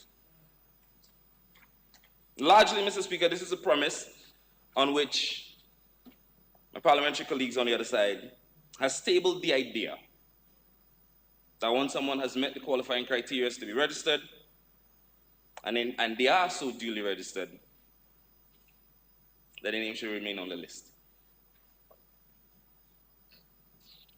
They have put forward a number of ideas and responses to challenges, stating that a citizen of Dominica, no citizen, or that the citizen of Dominica will not be unduly disenfranchised once they have been duly registered and confirmed on the register of electors. Now, Mr. Speaker, firstly, the assertion that the name on a register, or that names on the register, can only be removed if one, the person dies, person has requested removal of their name, the person fails to reconfirm, and if the person, subsequent to their registration, has been disqualified by any law. I would like to use the AG's words. It's a fallacy. It's not true. A name can be deleted if a person renounces his or her citizenship. A person's name can be deleted if the person is found to be under the age of 18 years.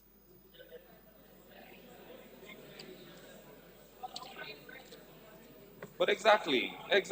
I love this, this unanimous agreement. I like it, Mr. Speaker. We're moving nice. If the person is no longer a resident or domicile in Dominica, the name can be also removed. Once the information becomes known to the chief elections officer, she is obligated to remove the name. Yes or yes? Cool. In fact, there are many provisions in the proposed Registration of Electors Act and the Registration of Electors Regulation that require the chief registering officer to delete names from the register, including a failure to continue meeting residency. Follow me, Mr. Speaker, as we touch on a few sections. We're not going to read them because we've read that before, right? Section 10, 1A and B, Section 12, A and B, Section 13, 3B, Section 13, 4A, 2, Section 15, 3A, 2, Section 15, 3B, Section 21, 3, Section 27, Section 36, 1, E and F, and Section 38. But teacher asked me to read. Regulation 6 defines a place of ordinary residency. And Regulation 7.1 provides for house-to-house visits to a certain what? Don't worry, I'll help you. Residency.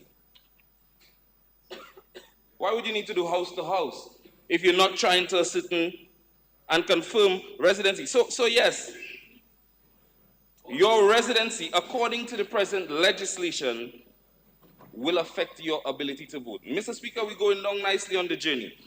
Additional responses from the other side has also cited, and we heard the AG mentioning it this morning again, House of Assembly Elections Act, Chapter 2.1, Section 27.2, which provides that every person whose name appears upon the official list of electors for any polling district shall be entitled to vote in that polling district, notwithstanding that he is not resident in that polling district upon polling day. The other section of it is to see Clause 226.2, the House of Assembly Elections Bill 2024, Registration of Electors Act, where a person who is registered as an elector for a polling district has ceased to reside in the polling district, he shall not, on the account, cease to be qualified to be registered. Mr. Speaker, in short, even if, this is what my colleagues are saying on the other side, even if an elector is not a resident at the address and in the constituency for which he or she is registered, he is still entitled to vote in that constituency. And he cannot be lawfully prevented from voting. And Mr. Speaker, to be quite honest, I don't see a problem with that. That's totally fine. But it's disingenuous. Why? Because it is a conflation of two separate issues. It's a conflation of two separate issues. How so, Mr. Speaker? Because moving from one constituency in Dominica to another constituency cannot be equated to leaving the jurisdiction and living outside. It cannot be equated. It's not the same thing. Mr. Speaker, I know Mr. Speaker, you're not required to be a legal luminary to understand and to be able to read a little bit of law, right? I know we have doctors of law in here, but you're not required to be a legal luminary to understand two separate sections of law. One is the letter of the law that describes the actual literal translation of the text, the legal text. We're taking it on the face of that, right? No, you don't have to stop going to law school, but we can understand that not just because you go to law school, you're the only one that can read it. The spirit of the legislation, Mr. Speaker, speaks to something different. The spirit of the legislation speaks to what the framers intended for it to mean, even if there are inconsistencies and imperfections in the legislation.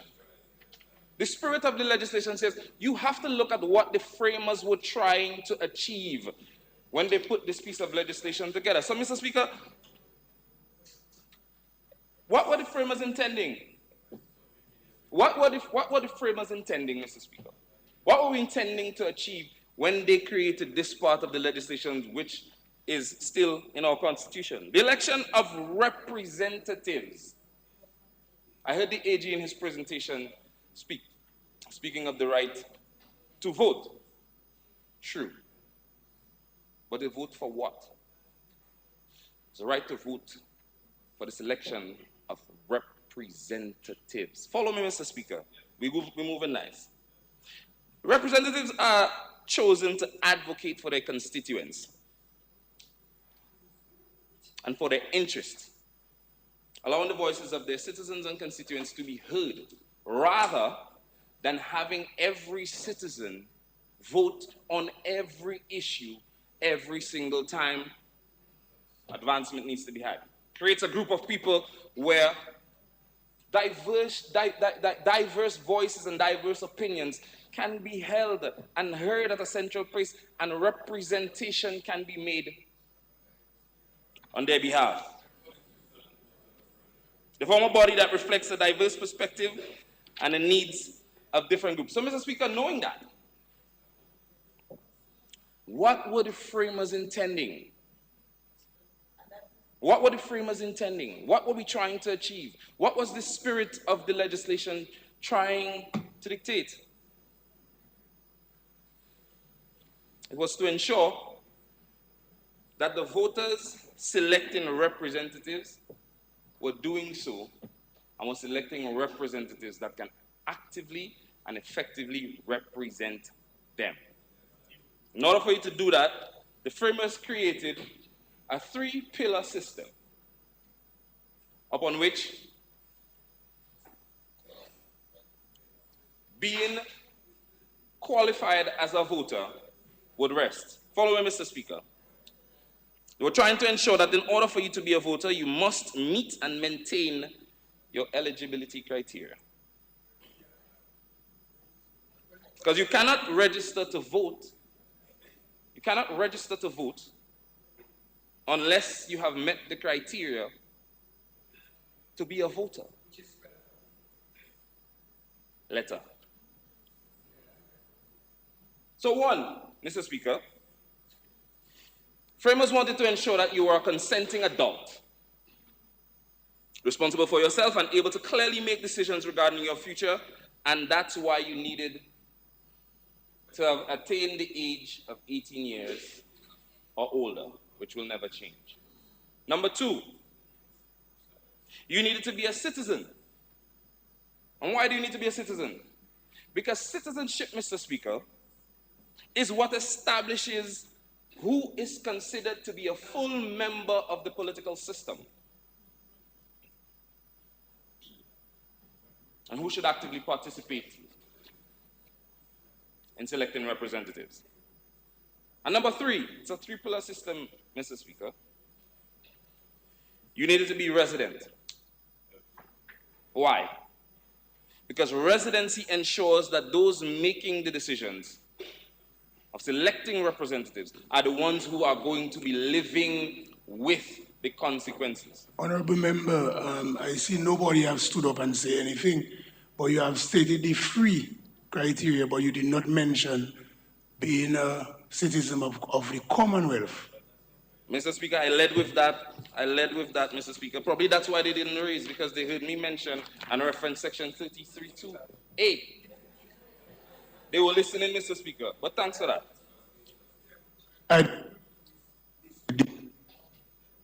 So that's why I just Mr. pointed Speaker, that the out. public listening. They heard me when I started the presentation by agreeing with the AG and referencing section 33(2)(a) of the Constitution. I can proceed? Thank you. Mr. Speaker, everyone would agree with me that, and you heard them a while ago, everyone is going to agree with me that children shouldn't be registered to vote. So while every citizen is important, and every citizen is valuable, and every citizen has a right, not every citizen can be registered, because you cannot register children. And if the mistake happens, a child's name should be removed. If somebody renounces their citizenship, I'm sure everybody would agree with me, they're no longer part of the political system. You no longer want to identify with us. Mr. Speaker, I've had family members who had to do that. Their mother in Canada filed for them. The father in the United States filed for them. They can't have free citizenship, they give up Dominica. So, consequently, they can never be on our register. And everybody would agree with that. And I think that's fair. Right? The framers wanted to ensure that we didn't just register, become a voting member, get on the register, the list of registered, and leave the jurisdiction. So you know what they did, Mr. Speaker? They created a caveat. Speaker, the AG mentioned it a while ago, the Honorable AG mentioned it a while ago. A caveat, section 11(3) of the current legislation that states that the register of voters should not include citizens of Dominica who have been living outside of Dominica for a period exceeding 5 years. Right? A period, incidentally, that coincides with the stipulated duration within which our general elections are held. By the way, Mr. Speaker, those That has been removed, as the AG said. It didn't survive. And we saw that response in a number of other correspondence. Mr. Speaker, the point I'm making here is that we talk often of how our ancestors fought and died for our rights to vote. But there is a reason why they did that. And it's not just an ordinary right. It's a right with purpose, and the purpose is for selecting representatives. So trivializing the issue of residency and making it, I can't remember the part of it, but not making it relevant. Why didn't you say that? Not making it relevant is unfair to the process, and it does not add value, and it reduces the authenticity and validity of the electoral process. Why, Mr. Speaker? Because it's risk diluting the voice of citizens who actually live here. The critical importance of residency in the process of electing representatives is that the lived experience of citizens who reside here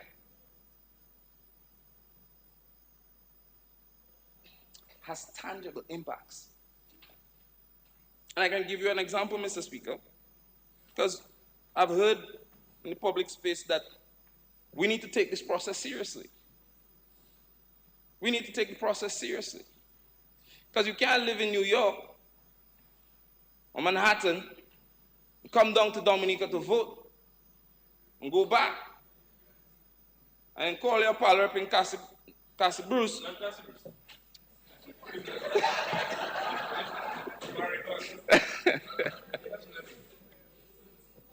And complain about the potholes in Manhattan because they cannot help you there. And that is a correct statement, because this election, voting is about selecting representatives and living with the consequences of the decisions that your representatives make on your behalf. Mr. Speaker, residency promotes democratic legitimacy. Representatives derive their legitimacy from being chosen by the people they govern. Residency ensures the balance of interest.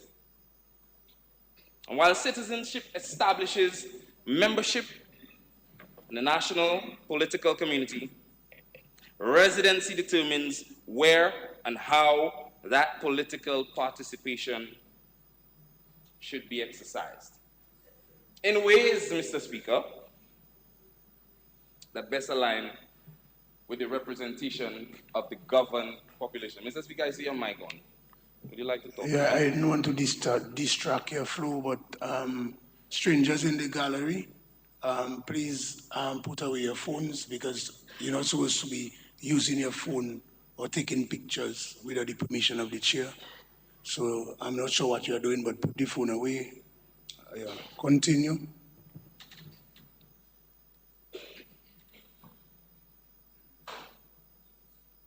Can proceed? Proceed. Thank you, Mr. Speaker. Mr. Speaker, it is on this backdrop that we have made recommendations to the Special Parliamentary Committee advocating for the following amendments to the legislation being presented. To establish criteria for the removal of persons who are no longer resident in Dominica from the register of voters, and prohibit the confirmation or re-registration of persons not ordinarily resident in Dominica. This amendment ensures that, consistent with the constitutional right to vote for representation in the Parliament of Dominica, only those who are genuinely resident in Dominica are eligible to vote. Mr. Speaker, we talk about ordinarily resident. That is also defined in the current legislation being proposed, so I wouldn't go through it. Removal of non-residents. Come on, AG. That's not a game you can play with me. Come on, AG. Regulation 6. Come on, man. You know better than that. Removal of non-residents persons from the register of electors. The Electoral Commission shall conduct periodic reviews of the register of electors to identify persons who are no longer ordinarily resident in Dominica. The Electoral Commission shall issue written notices to any person suspected of no longer being ordinarily resident. And Mr. Speaker, we heard the Minister for Housing talk about that. We cannot allow people to register on steps. That is not right. So I agree. We need to come and show where we're living on the step. I agree to that, Mr. Speaker. That was a very good point. Prohibition on the confirmation of re-registration of non-residents. It could go on, Mr. Speaker, but that was submitted, and we went on to talk about the offenses and the penalties and the enforcement of the oversight committee established by the independent Electoral Commission. Mr. Speaker, in future updating and modernizing, as the AG has tabled, that this is a live process that will continue to go on. In future updating and modernization and reforming, whether it be constitutional reform or additional electoral reforms, issues such as the review of our electoral boundaries should be looked at. Case in point, Mr. Speaker, we have constituencies that are imbalanced. We have constituencies where you go through 3 of them just in one road. So that definitely needs review. And of course, it is understood. This is not a one-time process. It will continue to be alive. Another thing that we should be looking at is ensuring that we're engaging our diaspora community in a sensible, sustainable way. Maybe they can vote as a bloc without risking diluting the votes of actual residents. No, but that's not what we're going to vote for. But Mr. Speaker, it will also give them an ease because they wouldn't have to lie about their residents. They wouldn't have to lie about their residents, and it will give them a meaningful way to participate, because we shouldn't water down the issue and create a them and us situation between our family overseas who are interested in the future of Dominica and the people who live here. Because selecting representatives is not a game. You know why, Mr. Speaker? Because the policy of your representatives dictates what happens to you when you go to the hospital. When we're struggling with waste management and garbage disposal, it affects the people who live here. And yes, all of us have a part to play, but there's a reason why we have representatives, so they can table our issues on that. Those issues don't affect our overseas friends as much as they do us here, and the people who live here should have a priority. Their voice should not be diluted. It should not be watered down. And at this critical juncture in our history, Mr. Speaker, that is not what we should be promoting. I pray God that we can take the chance and the time to do the right thing, to ensure that we build the capacity and we build authenticity into the process of selecting representatives. Not just for us, Mr. Speaker, because the true test and legacy of a man is being able to plant trees in whose shade he will never sit. Our children will inherit this, Mr. Speaker, and we should do it right. Thank you.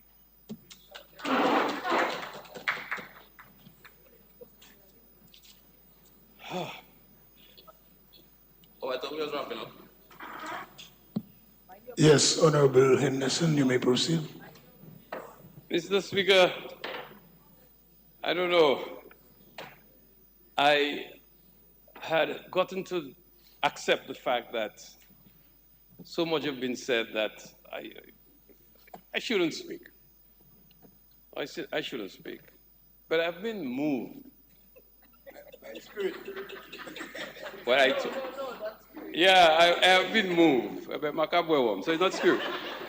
I have been moved to speak because Privately, I spoke with Senator Paris. As a member of the special subcommittee of the parliament, I spoke to Senator Paris on this very same matter. But he had to pull me out. And then I heard him, Mr. Senator Paris, if I see you building a wall somewhere and I watch it and I think it koshy, I'm not going to question you. You're an engineer. You're an engineer. But when you come there trying to play lawyer, I must stand. I must stand. I have to rise. Because, I mean, my brother, boy, I was trying my best to contain myself. Because you see, all of us can read. All of us can read black letter law. But it is what that is behind the law, the jurisprudence, the thing people go to school to learn legally. That is where the debate is. So to take some paper, read section, subsection, and believe that qualifies you to speak with the authority. I'm not saying everybody can't do it, but it's with the authority you purport to have. I will bring the relevance to you because section 33(2)(a) is very, very clear. That is black letter law.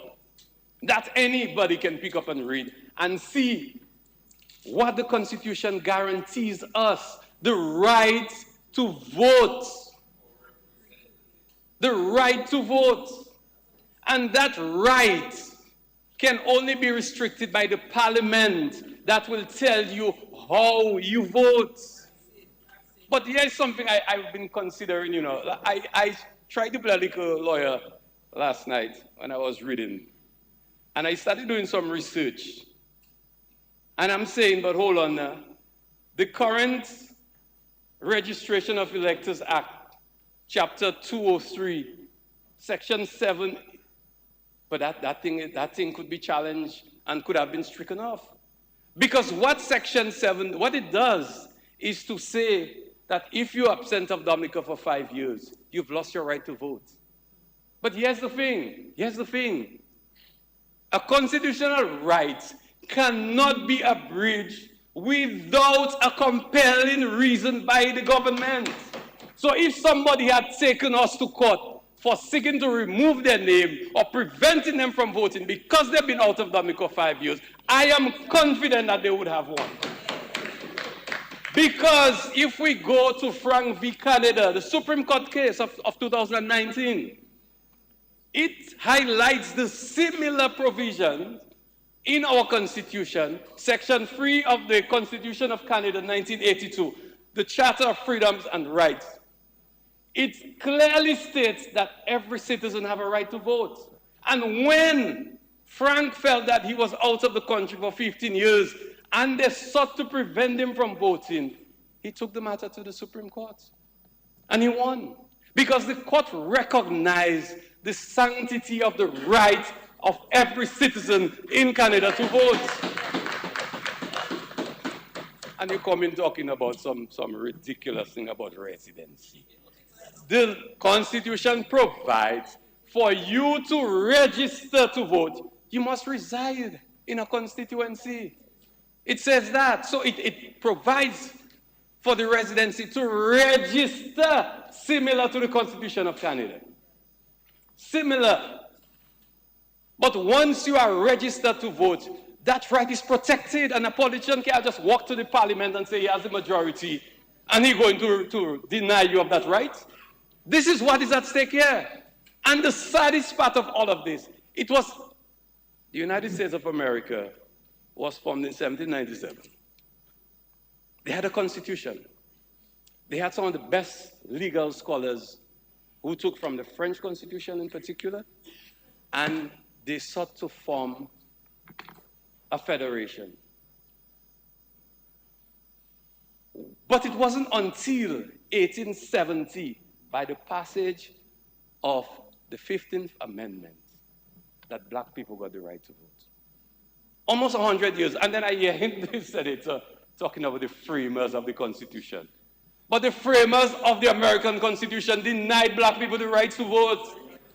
It is us now who have to ensure that we do not deprive people of their rights. And then women didn't vote until the 19th Amendment came. And then, that was in 1960, I think, somewhere thereabout. And then when the 24th Amendment came, that's when people who were not paying taxes could vote. That is the history of voting. And in the United States in particular, there is a history of black people being denied the right to vote with all sorts of legal and sometimes non-legal weapons. So what we found is that voter ID cards was one, because black people didn't have voter ID cards. Elderly people who were voting one party didn't have voter ID cards. So they started putting restrictions and restrictions, reducing hours. And so voter suppression is a real thing. Even the last election, there's a big group of researchers who are convinced that voter suppression was involved in the last US election. And it may have affected the outcome. I am not making that case. I am also the Minister of Foreign Affairs. I'm not picking a battle with the US government and their system. But these are the facts. So what we are witnessing today, with some people seeking to fight in and making a case, you know the irony of that? People did that when they were fighting for their right to vote. But now we have an opposition party fighting for people to lose their right to vote. And young Senator Paris, that is where you want to be identified? Yes. Yes. You want the history to record you as coming to this parliament to deprive a Dominican citizen of a right to vote? Yes. Something that blood was shed for? Yes. That people fought for? People were deprived? And you come in with your section and your subsection playing lawyer? That's how Kotswa went to Jody Lagaso. Interpret, translate. Mr. Speaker, with all due respect, you know my position. I do not translate, I withdraw. But, Mr. Speaker, we need to take this matter seriously. We have had observers upon observers. We've had the OAS, the Organization of American States. We've had the Commonwealth Secretariat. The biggest concern that they identified with all of them, and I went through the reports from 2009, voter ID. But you know the problem I have with this? The problem I have with this is that you do not, as a matter of public policy, seek to create something just because somebody say you should. You create good policy because you're trying to correct something or you're trying to prevent something.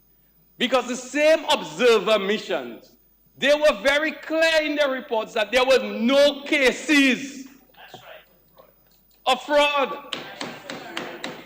There were no cases where somebody said, "It's me that," and voted for that. And even if that was the case, the numbers were so insignificant, they could not have affected the outcome of an election.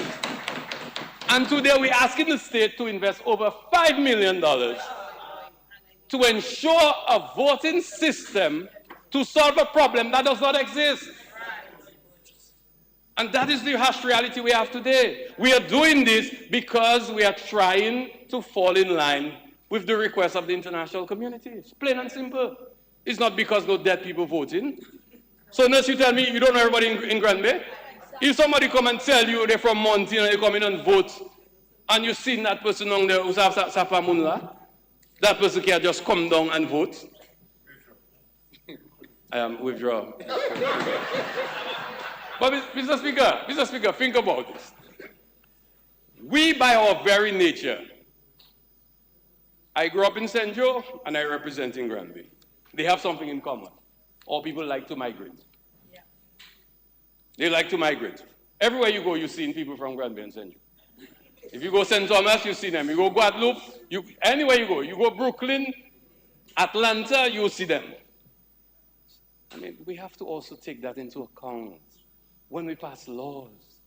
We have to embrace our people, and you can't, in one hand, try to deprive people of a fundamental constitutional right, and on the other hand, come and embrace them and talk about diaspora and organizing your diaspora. And a fundamental right. If they choose not to exercise the right to vote, it is a matter for them. If they choose not to come home to confirm, it's a matter for them. But we cannot deprive them of that right. And if you were to, for example, somebody may want to challenge us, it is not unreasonable for the state to require you to come home to confirm. That's a reasonable exercise of good governance. And therefore, it is not impeding someone from exercising that right. But you cannot come to this house, my brother, a young progressive man like you, and to come reading the script of some political has-beens. I mean, let's be progressive here, man. There are things we would like to see in there. I agree with the AG, all of us not happy, and I agree with my good friend, Senator Victor, I agree with you. We all don't get everything we want in there. But to come and to give the impression that we're doing something unconstitutional, that is the charge, you know, Senator Paris is making. Senator Paris is saying that this bill before us, the Registration of Electors Act bill, is at variance with our Constitution. That's what he's claiming, with no basis in law. But next time I try to build a house, I will go and read a book. I don't need no architect, nothing, I'll just read a book. Because that is not how you come to an intelligent debate, my brother. It's not because you can read and write. Everybody can read and write around here. But if you're going to make an argument and a basis, a claim in law, come properly, man. Come properly. We've had that debate before. The Constitution is very, very clear about this residency thing. And not because your good friend, former member of parliament and former leader, your former leader, speaks it in nice English, that it makes it correct. Exactly. Ordinarily resident. There is no such thing. The Constitution is clear. And to try to talk about all of this creativity in trying to talk about where you live and where you stay, I told him as well that legally, residence can be a legal definition to be determined by various factors. The right to remain, to return to a place. You leave your clothes there, you have your toothbrush there, you just go there, you get in a bill there, you're resident. Yeah, I'm not doing that anyway, you know. One whom I have. But the point is, all of these things can be determined, used to determine residence. So because nurse go by her daughter up in Florida, she come back, so she's not living Grand Bay then. Exactly. You gonna tell me she's not living Grand Bay? I mean, the person's house, they have their bill there, they have that's their place. The same for you. I can't go and tell you you're not a Marigot man. I can't tell you you're not living in Marigot. Even if you're living in Mao, and everybody knows that. But I mean, let us look at these things. And if we want to go and delve into legal provisions, then let us use legal learnings. So, Mr. Speaker, I didn't intend to speak long. I just wanted to speak to that one issue. But I'll also go a little further to say, this is a progressive bill. This step to modernize our voting and electoral system. But I just remember, Senator Paris boy, I was advised this morning that I should not song too upset in the house. So I was given a little admonition, and you caused me to go against that. So I'm going to speak very softly now, just like you, and try to be a little theatrical, you know, a few tricks. I see you're very good at that, and maybe your days in AY help you well. And yeah, so I'm going to do like you. But I think it's a progressive piece of legislation, especially by modernizing the process And I think with the voter ID cards, it's a progressive move. It will set aside a long-standing debate and something that I think you can easily set aside. There's more work to be done. I'm also satisfied that with the changing technologies, soon we might not even need voter ID cards to know is you that. With facial recognition, we can easily go to a station and stand there and your name will come up. So I mean, there is technology that's moving, and I think we are gradually moving to that place, but this is very, very expensive undertaking. Some of the provisions that we have come up here with is through consultation, and sometimes we forget that we had several months going around the country. So when I hear Senator Victor talk about consultation and public information, I'm not sure what else we could say. AG had lost his voice because of so many consultations, so many meetings we've had, engagements with the public. That process has been open, people have been available, encourage people to make comments, you know. Yeah, but take it easy now, man. I stand up to speak, man. Let me speak. I was sitting there quietly. I stand up and talk, man. Pass me, don't tell me about this wrap up. I'm not wrapping up. I want to speak. Now I feel the spirit moving in me. I'll speak. The people of Granby will be very happy to hear the power of speak.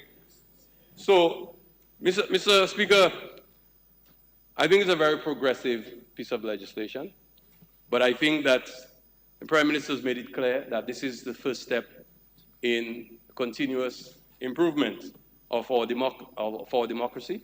It's a young democracy. We have to look at the Constitution to see what constitutional changes that we may be able to consider at some point. But that conversation needs to continue. But for that to happen, we must all be determined among ourselves to determine what Dominica is going to look like. So I like one thing that was said by the two gentlemen distinguished gentlemen from Marigot, one the Member of Parliament and two the Senator, although senators don't have residence, but I think that he's from Marigot. The point is that we have to be very mindful of what Dominica we want to create for the future generation. And that is the kind of conversation we need to have. We look at best practices around the world, but we should also be satisfied for ourselves what we would like to see our Dominica look like. And it cannot be a Dominica where people want to fight when there's no reason to fight. When people believe that the only way they can get international attention and support and raise money is by making deba, fighting in the streets. That cannot be the way forward to developing a democracy. We need to talk. The majority will always have their way.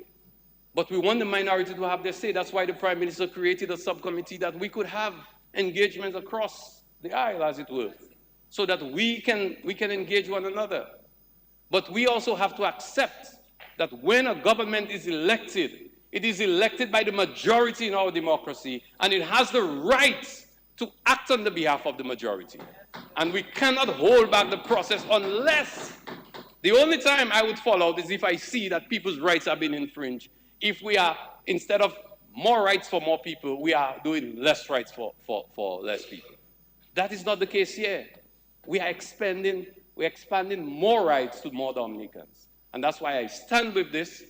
And no matter how much noises that are made out there, we should be resolute in our stance, because what we're doing is the right thing for the Dominican people at home and abroad.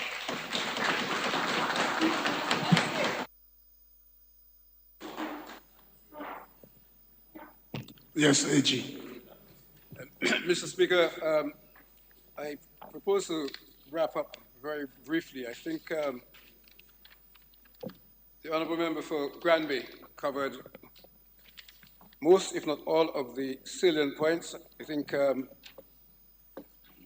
we said what we've said. We've made it clear what our position is.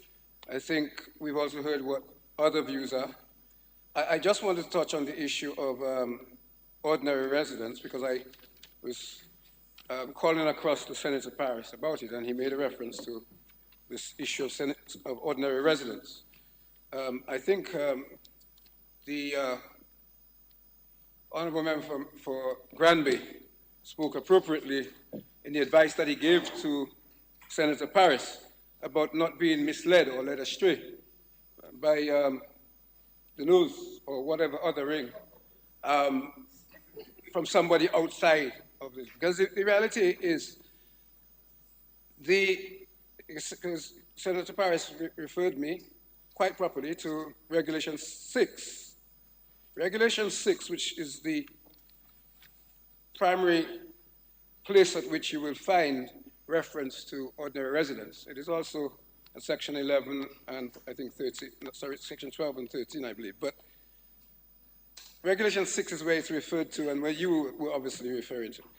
And that is quite clearly headed in the shoulder note, but also in the head note for that. Residence requirement for registration, if I may take on the speech pattern of a former member of this House.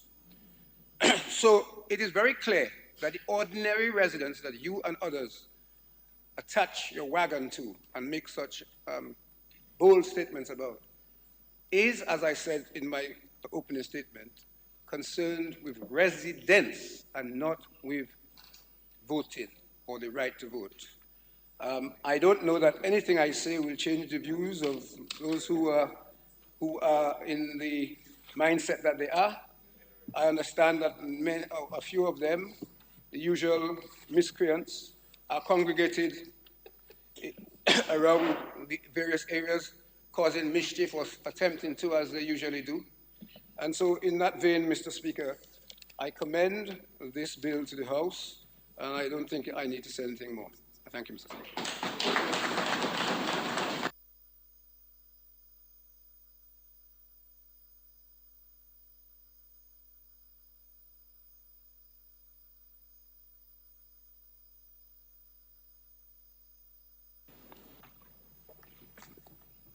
This concludes the debate, and I ensure that the opposition had their say. You know, that was, yeah. But well, I'm not commenting on that part, but I just ensure that they had their say, so everybody know everything is balanced. And also, I did not say it in the announcement, but although some members of the media did not ask for permission to attend, we wrote to them and extended an invitation to all media houses. So we extended an invitation to all media houses to attend this session because this session is so critical, a debate for many, many years, so we extended that. So let's proceed. It has been moved and seconded that the bill shortly entitled Registration of Electors Act 2024 be read a second time. Those in favor? Those against? The ayes have it. Act 2024.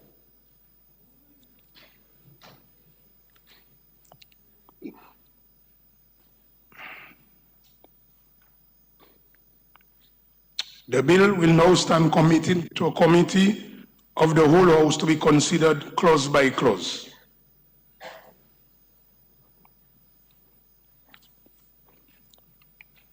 House is in committee.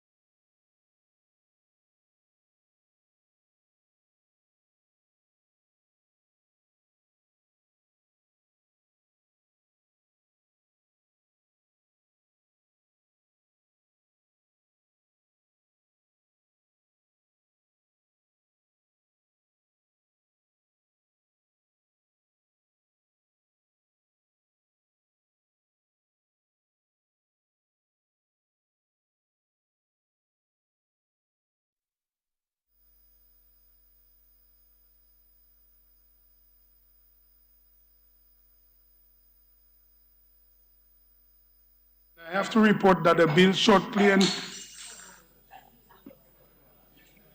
Yeah. Continue.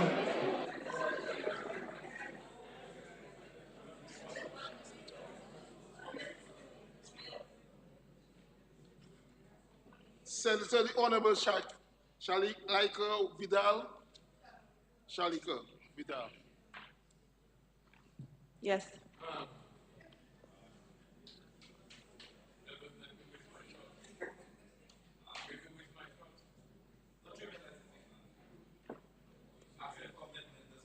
The last one, I think. So, unanimous decision? Okay. Okay. So I must report the division to the Honorable House.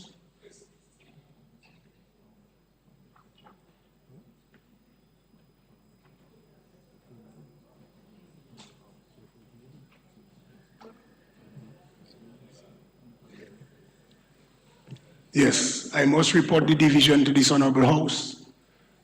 In a vote, with the exception of the Honorable Prime Minister, who is asked for permission to be absent, and also the Speaker is not allowed to vote, so that's 2 members.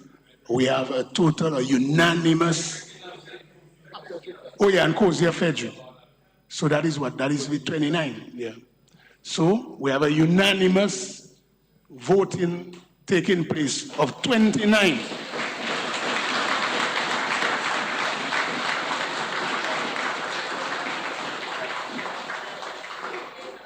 So on behalf of all members of Parliament, I would like to congratulate members in regards to Bill, shortly entitled House of Assembly Elections Act 2024.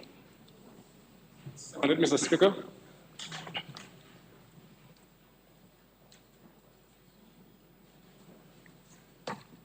Mr. Speaker, I am going to be very, very much shorter in respect of this bill. All that I have previously said, the reality of this is, as I said earlier, that it's a suite of 3 bills. This is the second of the 3. It is required to support the Registration of Electors Act. This Act, the House of Assembly, or bill, this House of Assembly Elections Bill, actually provides for the electoral process itself. And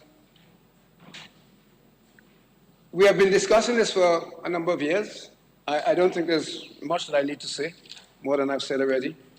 And the real significant change from the existing House of Assembly Elections Act, which is at Chapter 201 of our laws, is the inclusion in this bill, or the provision in this bill for access, equal access to the media, or at least the state-owned media, to all political parties and candidates, particularly independent candidates. So that's really, Mr. Speaker, apart from minor issues, is the significant change. I don't think that requires me to say very much. I will say a little on the issue of, well, I will not say anything else on that, and I will really simply say that the bill consists of 8 parts, comprising a total of 84 clauses and 4 schedules, plus the regulations, which are comprised of 21 regulations and 2 schedules. As I said, essentially, the bill replicates the existing act, except that the language is less arcane. But if you go through and put the 2 of them side by side, they are essentially the same, apart from the insertion that I've already referred to. So you have just to run through it briefly, I suppose. Part one, part two. Part one is the usual basic dealing with preliminaries. Part two deals with provisions governing the conduct of elections. Part three deals with the framework for the use of an approved electronic voting system, so it gives the Electoral Commission the legal power to do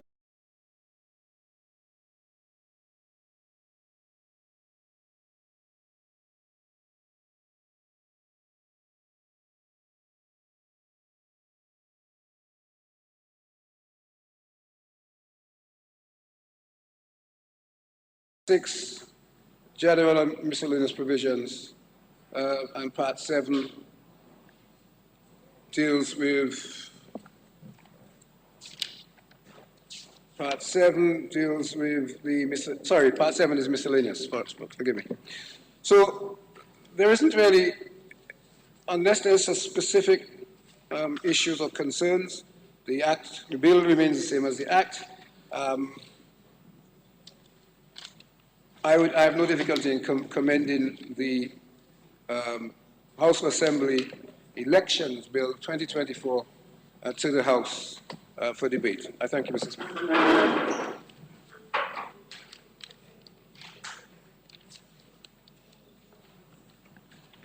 Yes, Honorable Paul, but I have not said debate.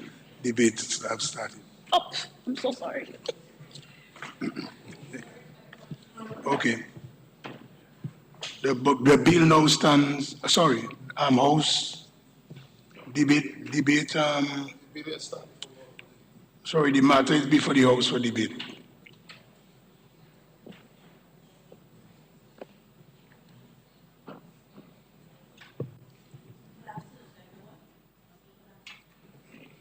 Good afternoon. Yes, you may proceed. Mr. Speaker, I rise to make my contribution on the bill entitled House of Assembly Elections Act 2024.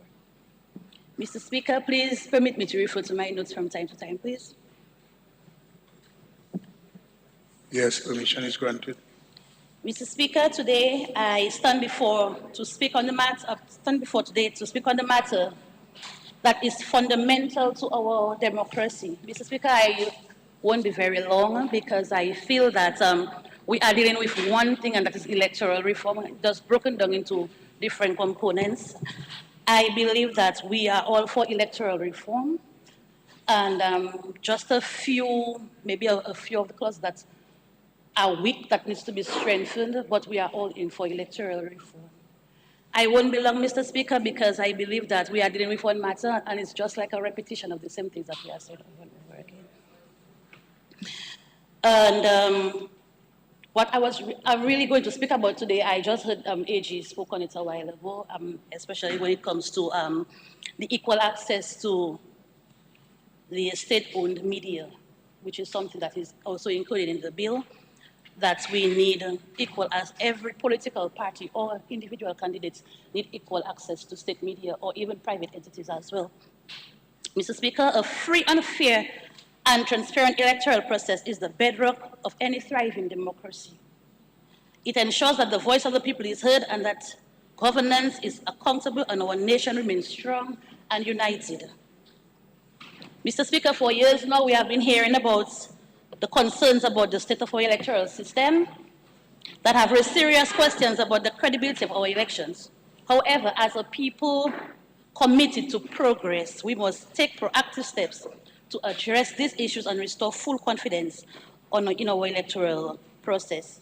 As I stated a while ago, Mr. Speaker, I will not even get into speaking about the equal access to our state-owned media, as AG has already clarified that a while ago. Mr. Speaker, I would like to make a few recommendations, however, as it relates to the state-owned media, equal access. Just 2 recommendations only. I recommend that all registered political parties and candidates contesting an election should be granted equal access to media platforms for the purpose of political advertising and interviews, And the Electoral Commission should, in consultation with media houses, establish a schedule for equitable airtime allocation for all parties and candidates on state-owned radio and television during campaign period. Mr. Speaker, after all, political campaigns ensuring that money does not overshadow the voice of the people. But there is something I would like to add, Mr. Speaker. You can't play with the mind of people, because even if I, as a politician, maybe, as I say, I can pay someone's ticket, I can maybe pay someone to vote for me. But at the end of the day, when the person goes to vote, you don't know who they vote for. And I am speaking, and sometimes, as I say, every time I come to Parliament, that when we sit on this side of the house, that people expect to oppose. But at the end of the day, we are here in Dominica, and it's our country. And even if, as I said a while ago, that I am paid because persons feel that some persons are being paid to come to vote, at the end of the day, you don't know who I vote for. They are two-faced people. So we have to let this move on. Furthermore, an independent electoral commission is essential for the credibility of elections. Electoral management bodies must be free from political influence and empowered to enforce election laws impartially. If the electoral commissions lack the capacity to self-govern, then the entire democratic process would be at risk. We must also recognize the electoral reform is not a one-time event, but it should be an ongoing process, as my colleague said earlier. As societies evolve, so too must our electoral systems. Continuous reviews, recommendations, feedbacks, and adaptation are necessary to address emerging challenges and uphold democratic principles. Mr. Speaker, let us also remember that democracy is not merely about holding an election. It is about ensuring that those elections are free, fair, and reflective of the people's will. The fight for electoral integrity is shared responsibility, requiring commitment from government, political parties, civil societies, and most importantly, the people.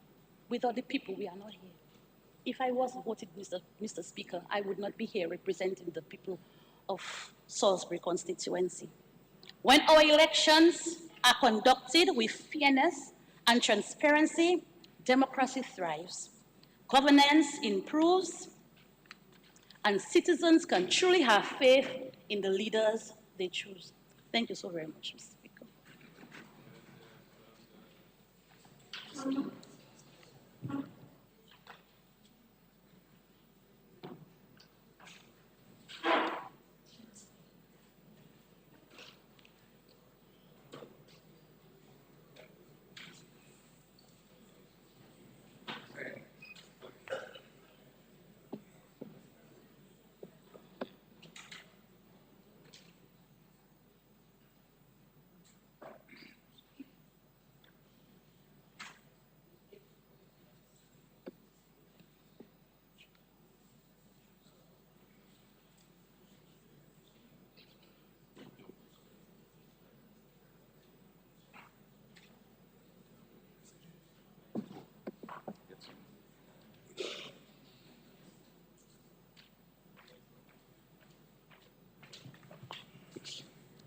You're going to start.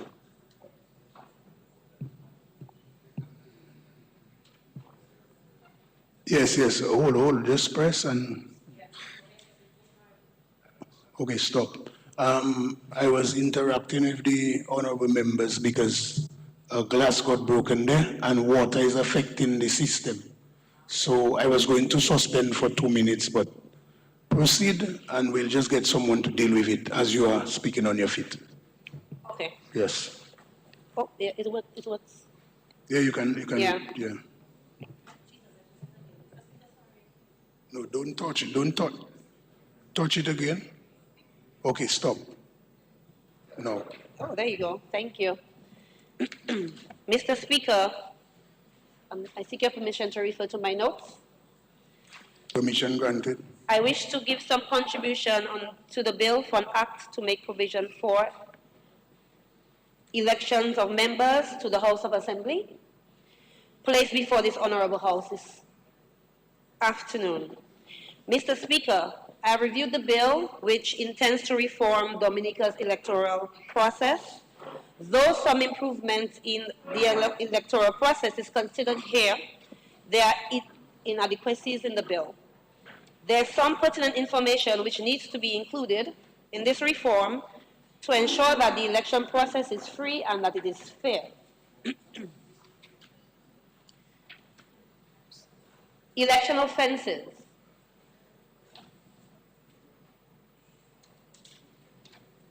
Continue? Yes. Mr. Speaker, Part 6 of the bill pays attention to offenses that may affect the election process.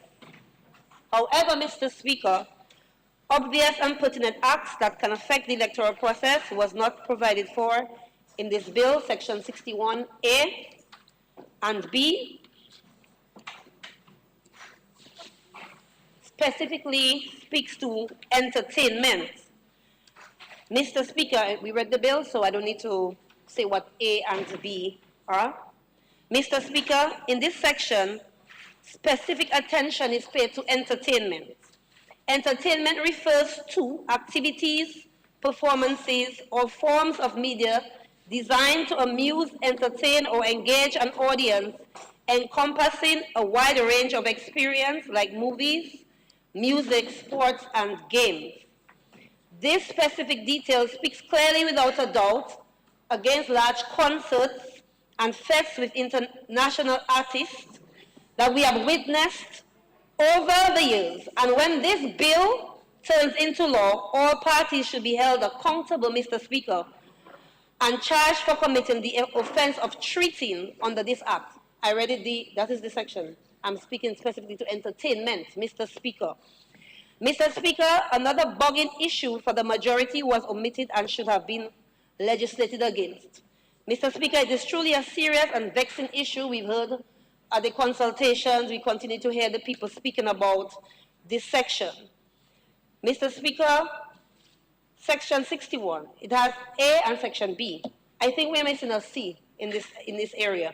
I'm no lawyer, but I think we're missing something that can speak specifically, to the treating, including the transportation of voters and entertainment of those voters coming in to vote. Mr. Speaker, the sole purpose of coming into the country, if your sole purpose of coming into the country is to cast a vote, Mr. Speaker, and your ticket is gifted to you and so on, this is a glaring and obvious act of treating which should not be overlooked or omitted. So I'm saying, if your sole purpose is coming into the country just to vote, and you're gifted a ticket and spending money for that purpose, it should be considered as treating. I did not say that you cannot come into the country. If you're coming for this specific reason, it is treating. Mr. Speaker, we look further at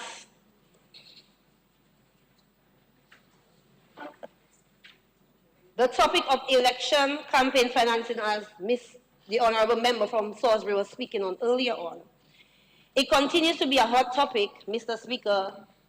It seems to be a concern for many citizens, those in and out of this House, and those who continue to speak about it. It was a recommendation found in the Electoral Reform Consultant document done by Mr. Sir Dennis Byron, and somehow it was completely omitted from the bill.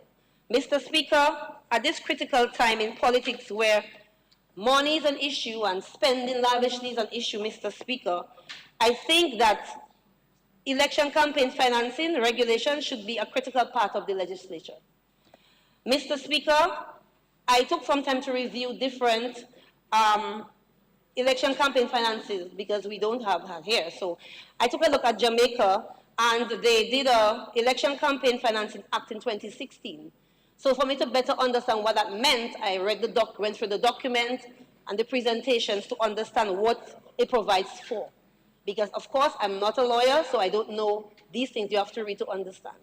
Mr. Speaker, this provides for a regulatory framework for effectively monitoring and assessing political party funding and election campaign financing in the country. So, Mr. Speaker, it speaks of issues surrounding regulations and issues surrounding funds being available for financing being available for spending during election time, how lavishly it's done, and to put some kind of control on how politicians in power, out of power, aspiring to be, can spend and request cash. Mr. Speaker, there are obvious issues surrounding need for regulation at this time. The regulations are all for everybody related in politics, no matter where you stand. In government, out of government, on the side. It is very important that every individual is assessed in this part of the electoral process. Mr. Speaker, there needs to be something in law which regulates election campaign financing and monitors streams of income, supporting the campaigns of political parties and candidates. Mr. Speaker, I'm all against you have your community groups putting funds into what you're doing. There needs to be some sort of same as you have these NGOs, there's regulatory bodies governing how their funds are being spent and how they receive funds, Mr. Speaker. There needs to be control over the spending of everyone, in power, out of power, and the access to funding needs to be equal and untainted. Mr. Speaker, we can put this into legislation, we can put this into we still have time, Mr. Speaker. We can set a standard by which funds should be acquired. We can put in place guidelines within which contributions can be made. We can put on paper the requirements of declaration and disclosure by contributors. Mr. Speaker, we can ensure that it is a responsibility of all the political parties, candidates, to declare their campaign finances, to make available to the public how their funds are received and how it is spent. Thank you.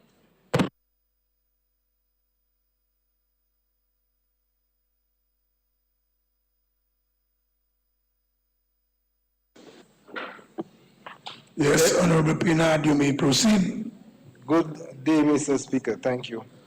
Mr. Speaker, I just needed to stand up and ensure that I verbally express my support for the bills being debated in the Honorable House today.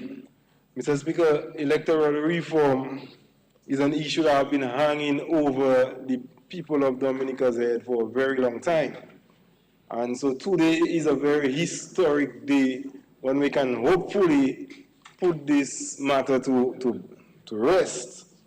I mean, we agree that we will, it's a continuous process. I do not think we'll go another 40 plus years before we further update electoral laws, but this is the first time we have some serious update to the law since independence. And so today is indeed a historical day.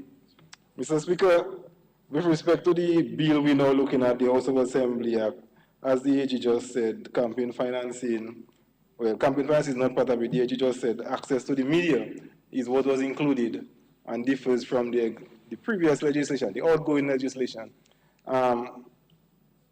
Access to the media is very progressive. It's a very progressive path addition because only 2 other countries in the region have these included in the election laws. So essentially, we're moving ahead of the majority of our OECS comrades in that regard. So we can see that this bill, as the 2 others are, is a progressive bill.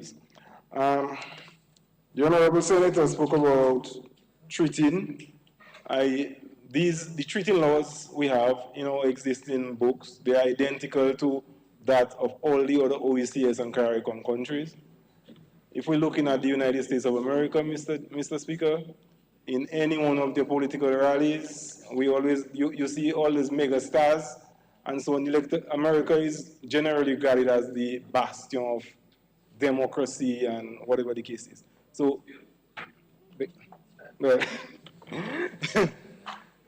it historically has been the gold standard that the rest of the world aspires to.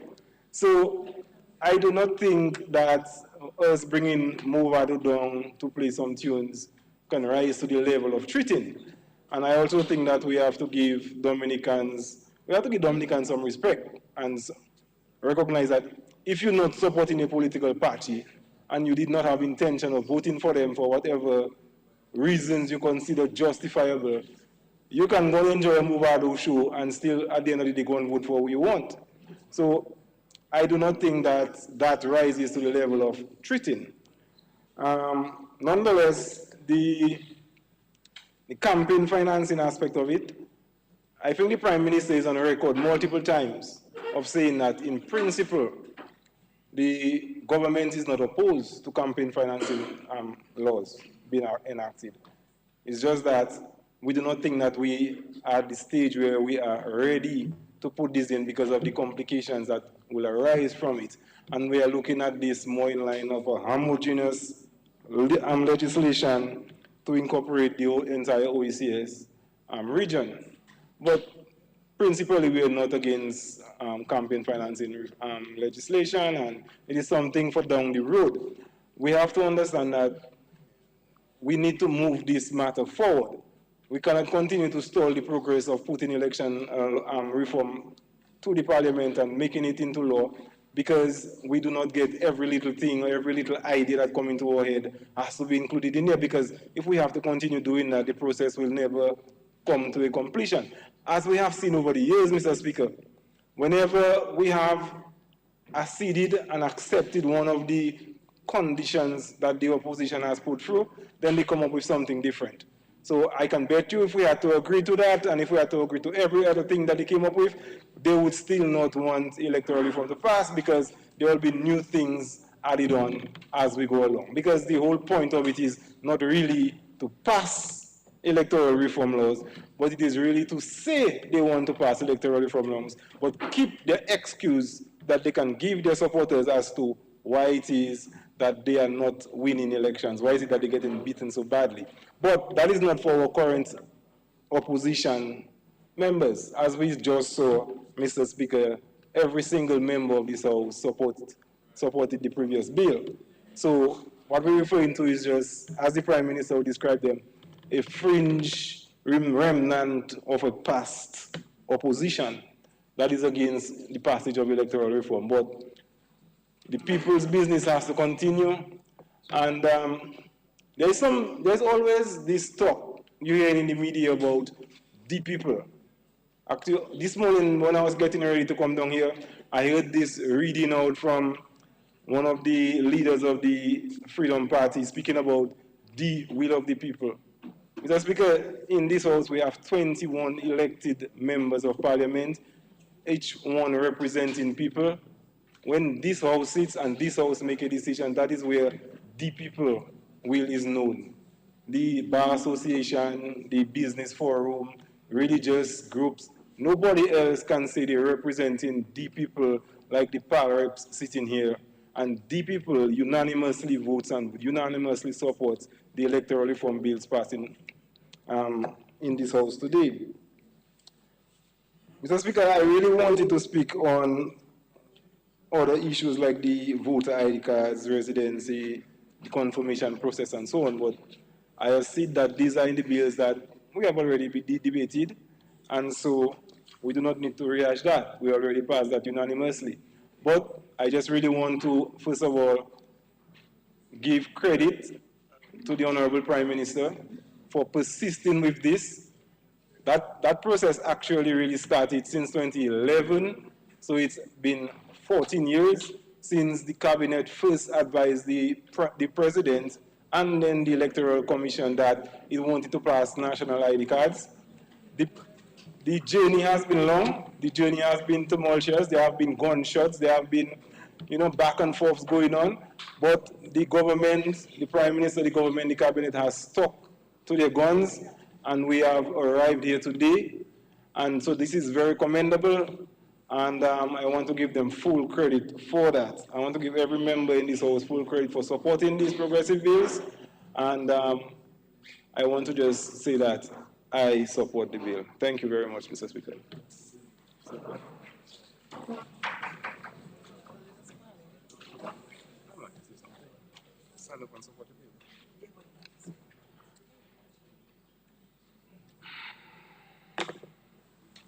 Yes, Senator, you may proceed.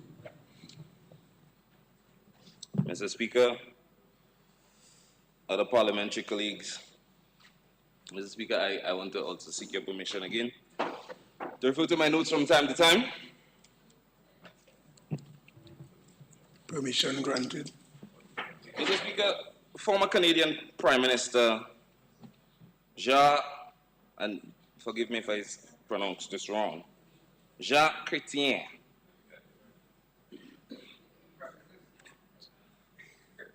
when introducing campaign finance reforms, said, money must not be allowed to replace the ideas as the currency of a political system. Democracy is diminished if only those with money can fully participate. Former UK Prime Minister Gordon Brown said, the health of our democracy depends on maintaining a level playing field in elections, ensuring that the volume of our party's voice does not depend on the depth of our donors' pockets.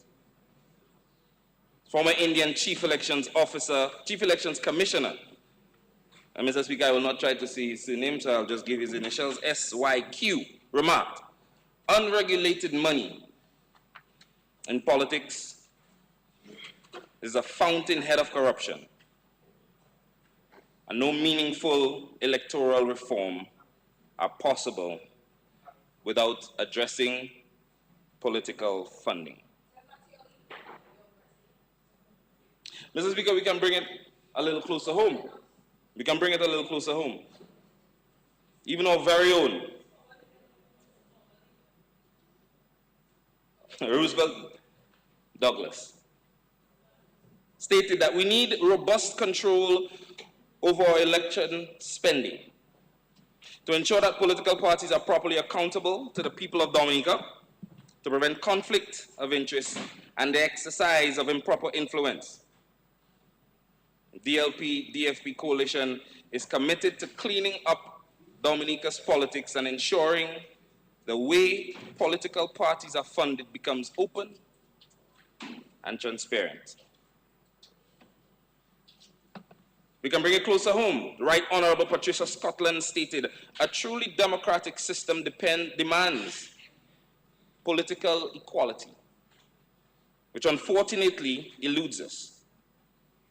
While there are many factors that contribute to the political inequality, such as discrimination and exclusionary politics, none is as notorious as the negative impact of unregulated finance on politics and in governance. It's one of the biggest hindrances to credible, transparent, and inclusive democratic process. Commonwealth member countries are no expression.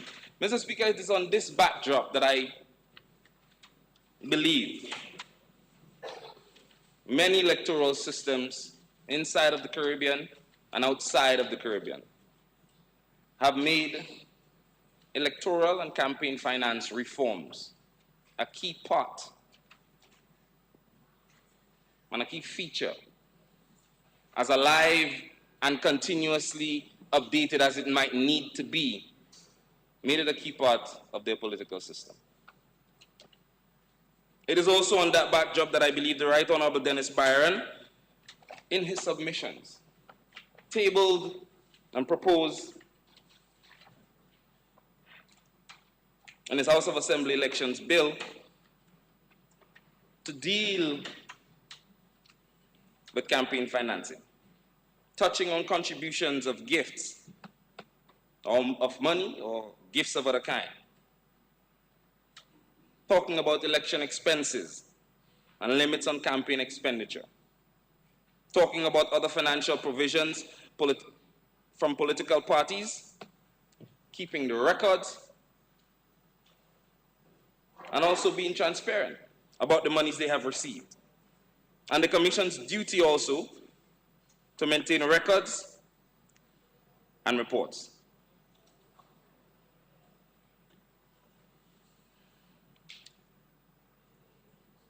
Lots to say about this, Mr. Speaker, and we can go on and on quoting people and some of the leaders around the world that we revere and we sometimes use, and how we sometimes try to compare our political system to theirs when it is convenient for us. But what I fear, Mr. Speaker, and what I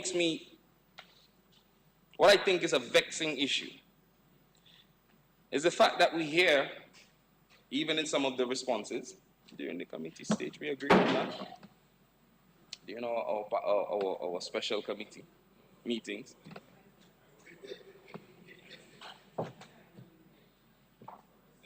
that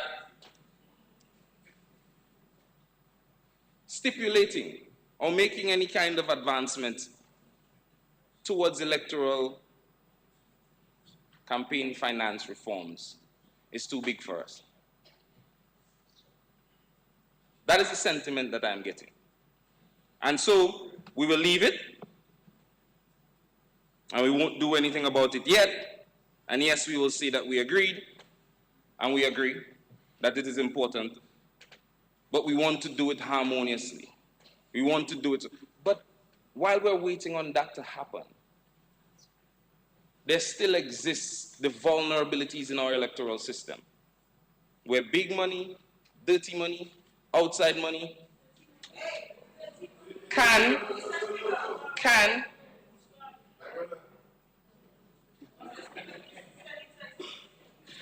how? No, he didn't specify to anything, so he can proceed. He just said dirty money in campaign. How? He can proceed. He can proceed. He Mr. didn't Speaker? specify to any political organization. Where big money, dirty money can affect our political and our electoral system. Where big money, outside money, dirty money can affect our electoral system. And I think it should be responsible of us. Because, Mr. Speaker, we pretend as though it can only happen on one side. Dirty money can affect the other side too.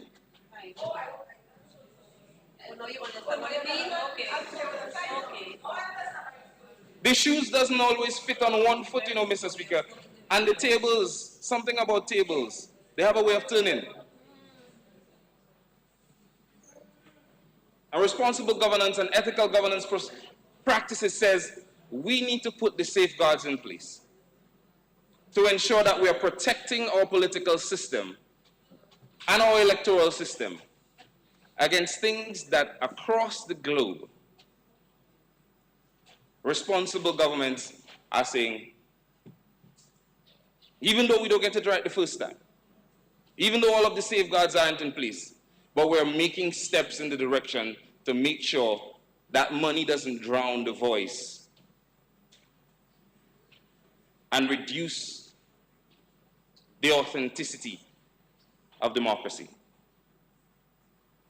Again, Mr. Speaker, that is why we made recommendations in our special committee regarding the amendments to this current bill for finance reform, for electoral finance reform. Stating that campaign expenditure includes all costs incurred by a candidate or political party or individual or entity on their behalf for electoral purposes. Ensuring that we find ways to put limits in, recommendations, ensuring that our society is not expending monies that we shouldn't have to,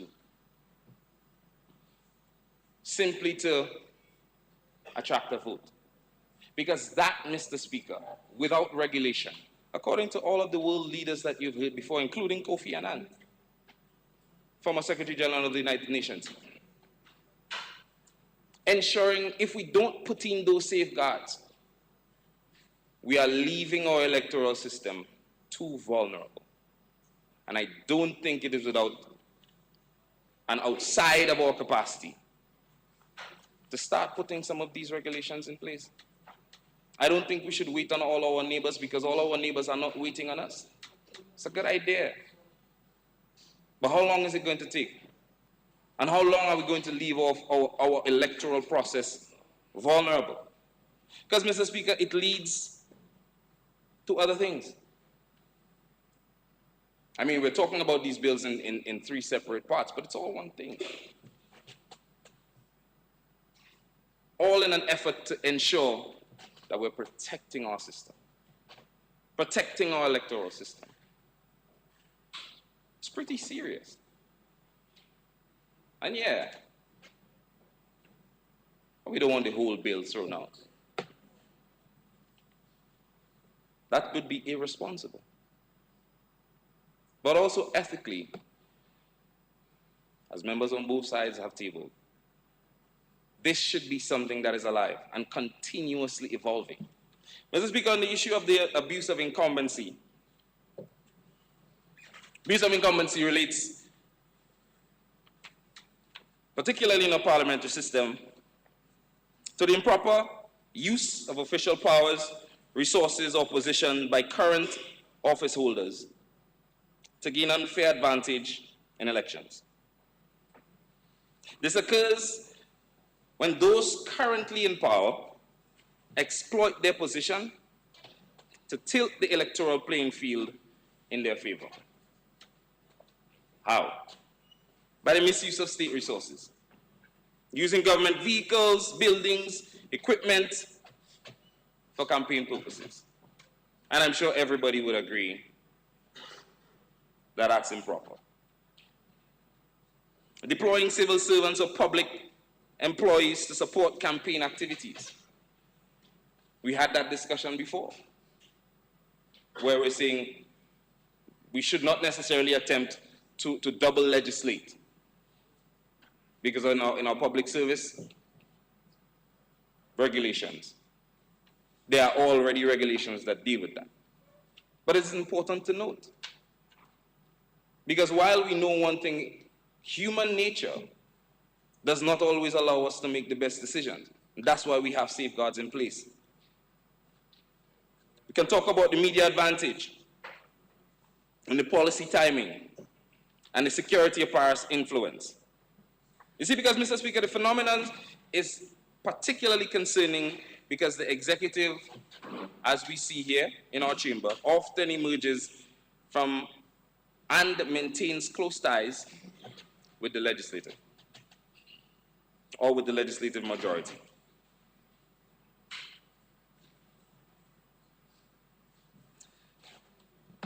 One more read through or browse through one of the most recent audit reports would give us an idea of where these breaches can happen, where we have continued unanswered questions that raise concerns about how we potentially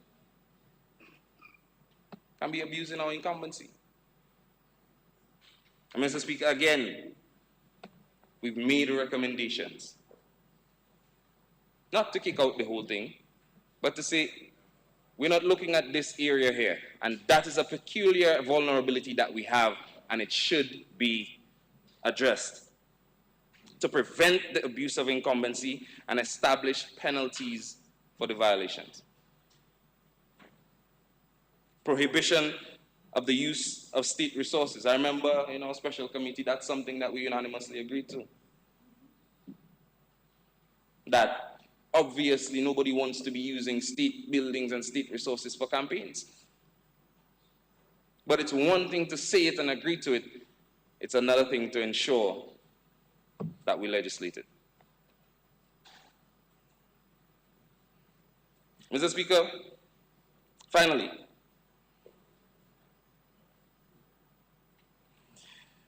on the issue of money, and I know we have extensive sections that deal with the issue of bribery, but one thing would allay some doubt, bring some clarity, and ensure that we're all operating on the level playing field that we would like to operate on.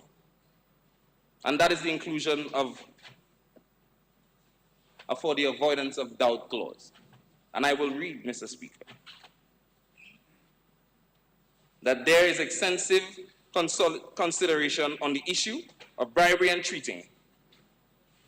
And I'm sure that we can all assume, or I'm sure that we can all agree, that it needs to be clear that the payment or promise of payment for transportation, for expenses, for pocket money and pocket change, for voters, particularly those overseas, to vote in elections in Dominica, under condition, whether expressed or implied, that you should vote for a particular party. On the expression that you're doing that in a way that will cause that same person that might be in receipt of those things to agree to vote for you. Some people like to liken that to giving a voter a ride from one area to another. Again, conflation of issues. And try to equate it to bringing somebody from an overseas territory to yours. It's not the same. Because there's a different value. And there's a different implication. And for the avoidance of doubt, Mr. Speaker, this is one of the things that we should put in. Just one clause, Mr. Speaker. Not much. Because, Mr. Speaker, as I mentioned earlier on, this, and many people have mentioned it, this is not about putting one party at a disadvantage of the other. It is about ensuring that we all operate from a level playing field. Because as I mentioned earlier, sometimes the shoe might end up on the other foot. Thank you.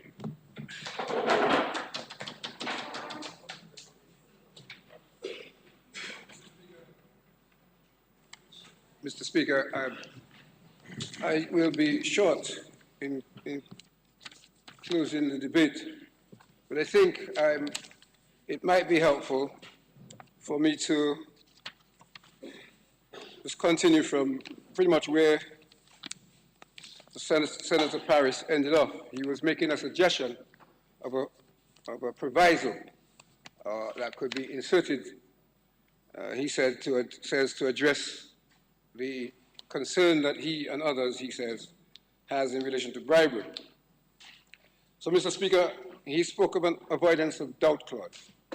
So I'm going to put before the House an alternative avoidance of doubt clause, Mr. Speaker. And it reads as follows.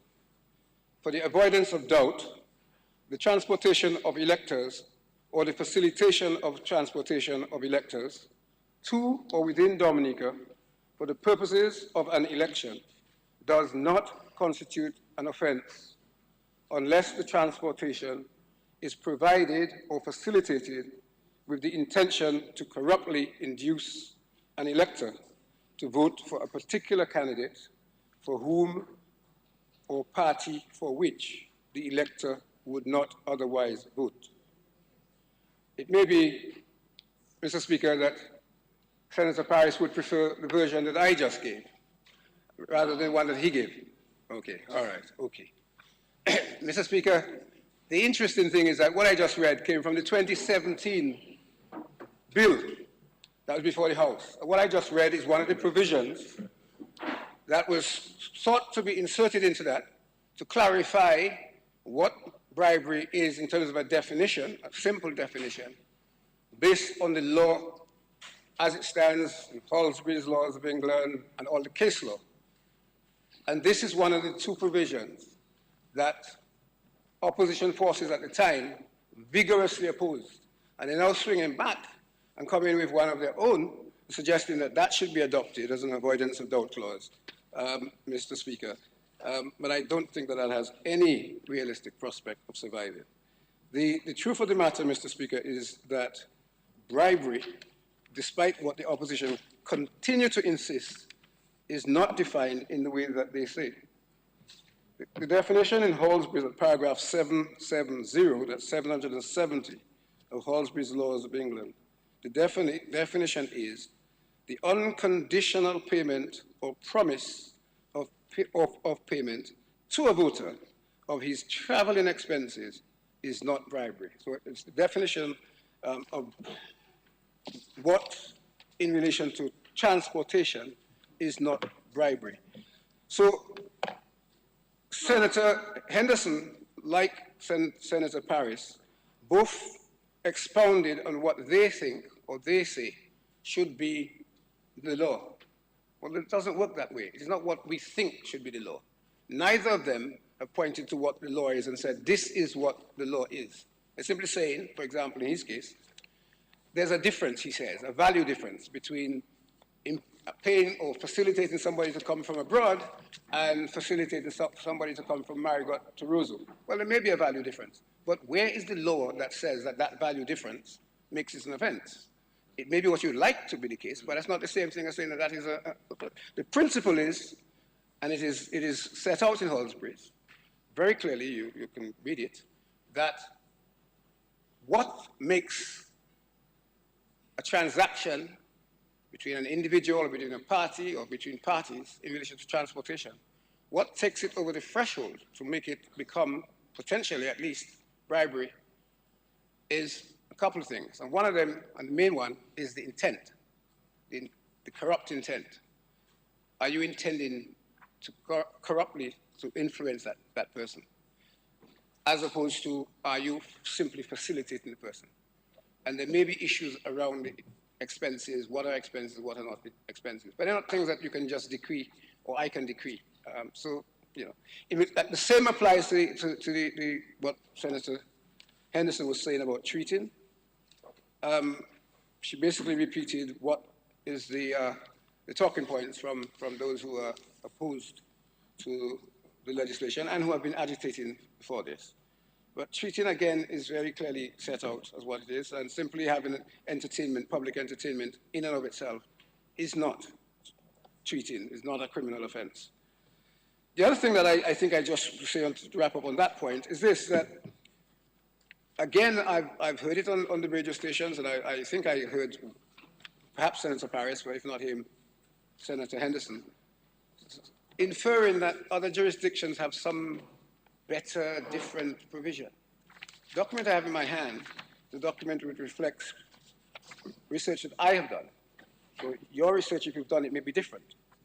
But my research, it tells me that every jurisdiction in CARICOM, well, let me say the 15 that I have here, have, I don't have Haiti, and I think it is, but the 15 that I have, every one of them, from Anguilla, through Antigua, through Belize, Guyana, Jamaica, and Trinidad, every one of them has provisions for bribery and treating.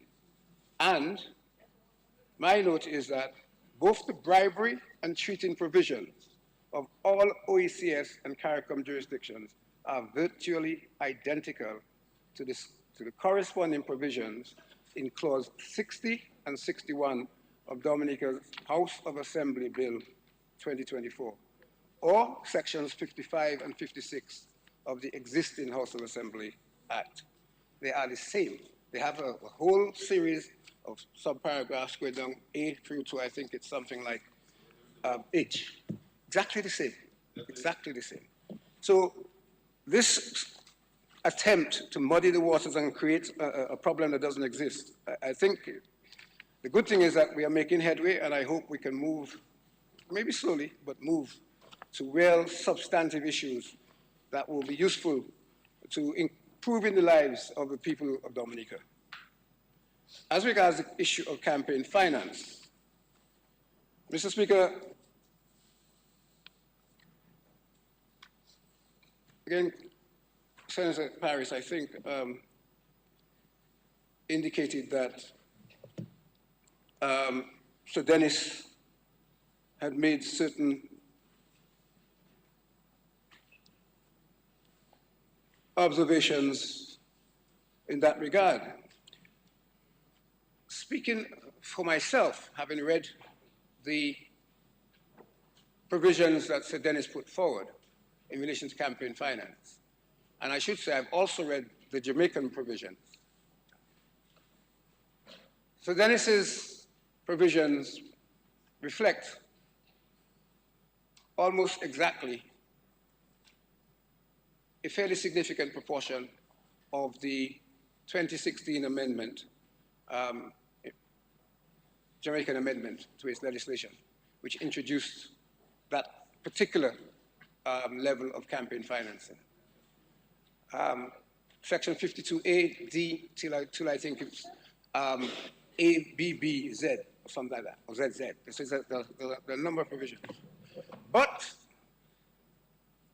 one of the things that I think is significantly lacking in respect of the proposal by Sir Dennis is any analysis. We can't simply pick something up, especially something as significant as campaign financing, and simply run with it because it's in a document recommended. What's the Jamaican experience? Is it working? What are the shortfalls? What are the shortcomings? What has been discovered in the Jamaican experience that we in Dominica should be wary of? Nothing. There's none of that. So it's all well and good to put forward a proposal, but I think, and I will say that in Dominica we don't just pick up things and run. Certainly not from the legal side of it. Other jurisdictions sometimes may do that, but we have to analyze it ourselves. We have to understand it. And campaign finance, you will find, if you do any research on it, is something that is fraught. There's a lot of academic research on it, and there's lots of different views, but it's not all positive. It can have very deleterious effects on your body politic if you do not get the system right. It's something that has to be studied and understood and adjusted, and it really has to be bespoke to the particular jurisdiction. So the government, and the Prime Minister has said so publicly on a number of occasions, the government is not opposed in principle to campaign financing. But what is required is campaign financing that is going to improve our electoral and political system, not campaign financing that has a danger of perhaps making things worse. So that is a strong point, and I think it might be useful to those who are articulating a great desire for campaign financing. It might be useful for them to spend some time, perhaps in collaboration with the government, perhaps in collaboration with others, to try to come up with positive, sensible, substantive, and workable provisions, rather than simply articulating that we should have campaign financing. I may react like my colleague there, if you will keep doing that. Well, no, so, Mr. Speaker, anyway, the reality, Mr. Speaker, is that we come to the House, and I'm in the House, I'm in the House. If I'm not there, I'm not there. But if I'm there, I'm there. And as far as I'm concerned, Mr. Speaker, there are some things that need to be addressed and responded to, and some can be left. This issue of campaign financing is one of those issues that I think needs to be addressed, because there are serious misgivings, and I have a responsibility, as far as I'm concerned, not to allow members of the public to be misguided and misled into false beliefs and wrong beliefs about things. Another factor, and I'm going to end shortly, that about the Jamaica model. The Jamaican model includes state funding as well as a fund called the National Election Campaign Fund, which is, those funds are funds that can be drawn on by parties or politicians, candidates, separate from the limitations that are put upon them, whether it be for expenses or for contributions. And so I think what is clear is that we need to understand exactly what we want.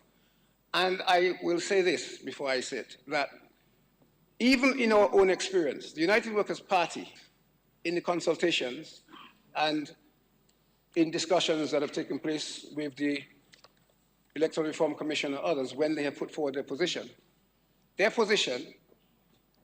and as far as I'm aware it hasn't changed, is that there should be a limit of $50 per constituent in a constituency for expenditure.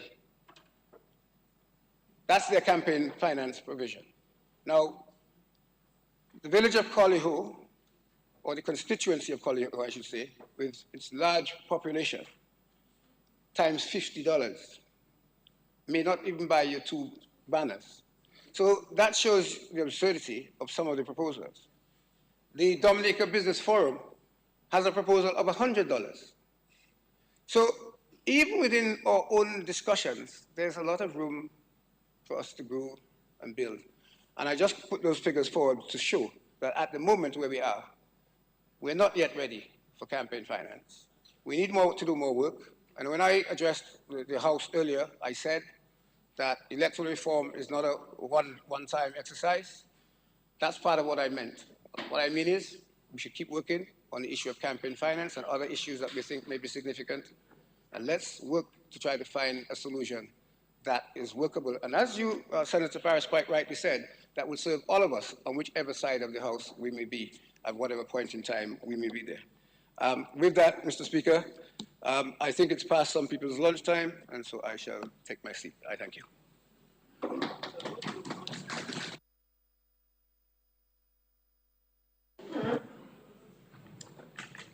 This concludes the debate.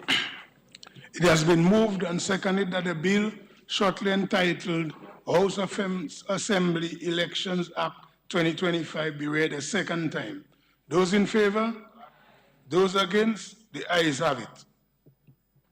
House Assembly Elections Act 2024.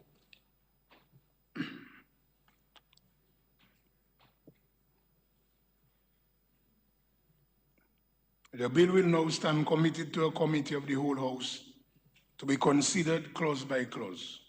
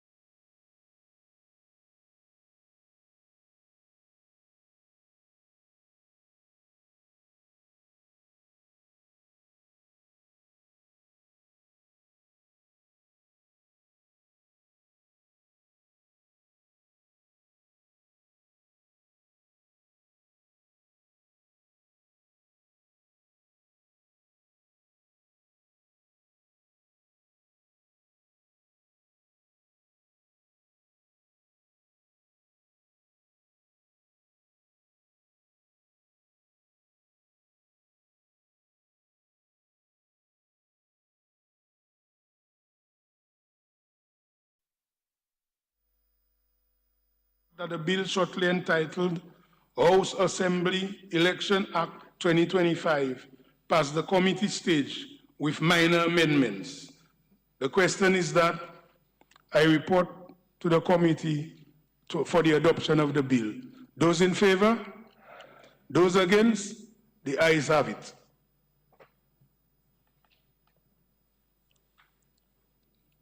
AG. Yeah. Mike? Yeah? Yeah. Good, good. Mr. Speaker, I move that the bill shortly entitled House of Assembly Elections Act 2025 be read a third time and passed. Mr. Speaker? It has been moved and seconded that the bill shortly entitled House of Assembly Elections Act 2025 be read a third time and passed. Those in favor? Those against? The ayes have it. House Assembly Elections Act 2025. The bill has been read a third time and passed accordingly.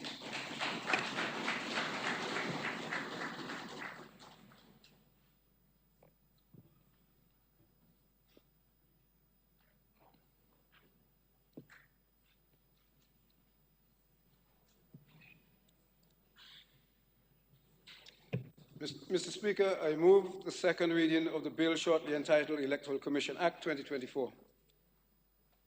Second. Seconded, Mr. Speaker.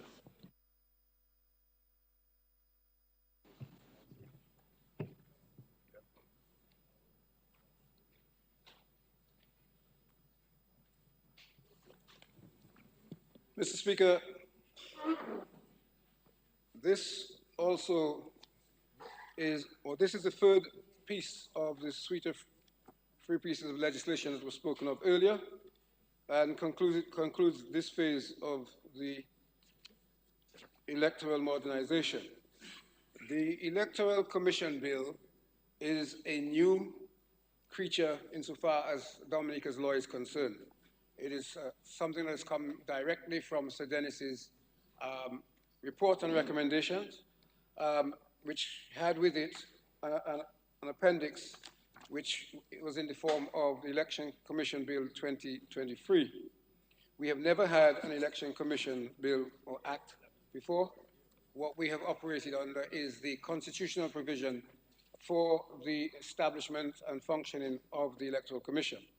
And the intent of this bill is to create greater autonomy for the Electoral Commission, which includes provision of a special fund, and as well as greater autonomy in terms of engaging appropriate staffing and also the broader functioning of the Commission.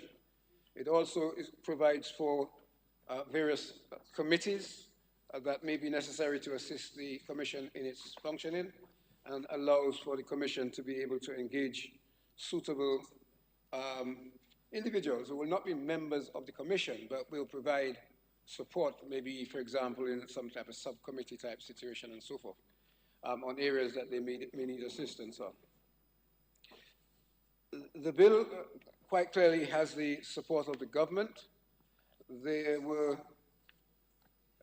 not all of the recommendations were adopted.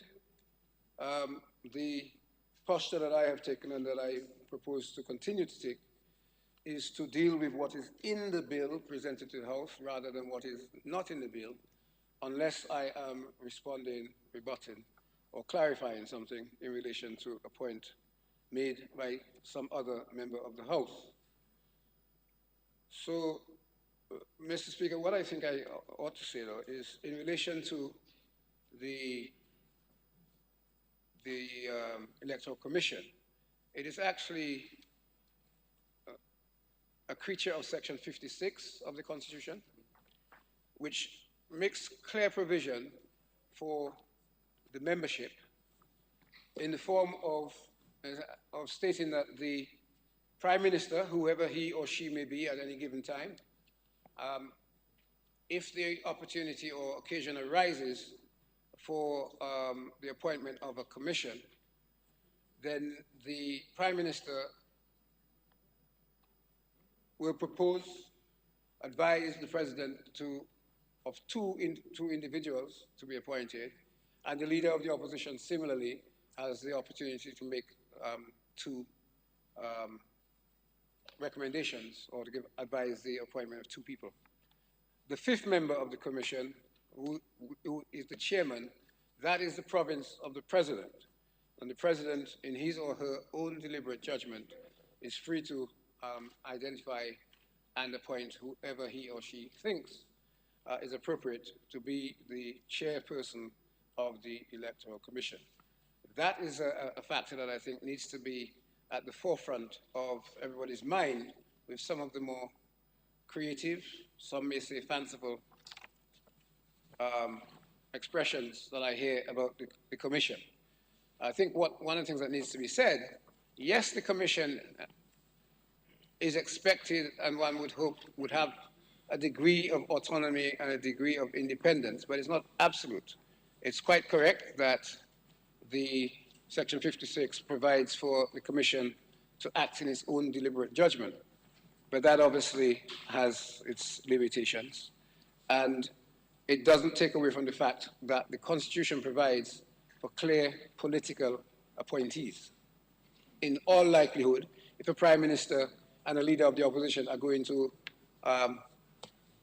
advise appointment or recommend appointment of individuals, they are, I would suggest, highly unlikely to appoint individuals who have no political nous, wisdom, experience perhaps even. But that's just, I think, a fact of life as the Constitution stands at the current time. There are not many clauses in this bill. We have the 19 clauses with 3 schedules, and they basically follow the same structure. Part 1, preliminary. Part 2, Electoral Commission, which provides for the objectives of the Commission, staffing, the functions of the Commission, oath of secrecy, and other matters. Part 3, financial provisions, which actually provides for the establishment of the Electoral Commission Fund that I referred to, and Part 4, miscellaneous. And you have a code of conduct, which is at the 3rd schedule, which is in some ways perhaps the most far-reaching element of the Electoral Commission bill. So, Mr. Speaker, I am of the view that the Electoral Commission bill is a bill which is useful as part of the toolkit of modernization. This is the first iteration of it. It may well be that as this unfolds, we will find that we need to make further amendments, adjustments, and I have no doubt that the House will do that at the appropriate time. But at this point in time, Mr. Speaker, I commend the bill to the House. The bill is before the House for debate.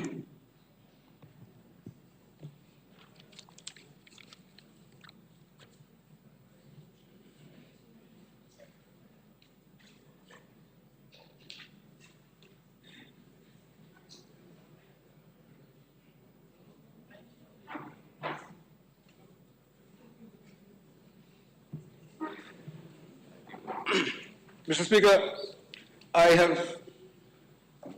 perhaps what I will add is, Sir Dennis Byron, in his phase 2, or the second phase of his report, June 2023, that is the original source of this, and just for anybody who's listening and wants to follow up, there's nothing more that I think I need to say on the bill, and I should take my seat. Thank you. This concludes the debate.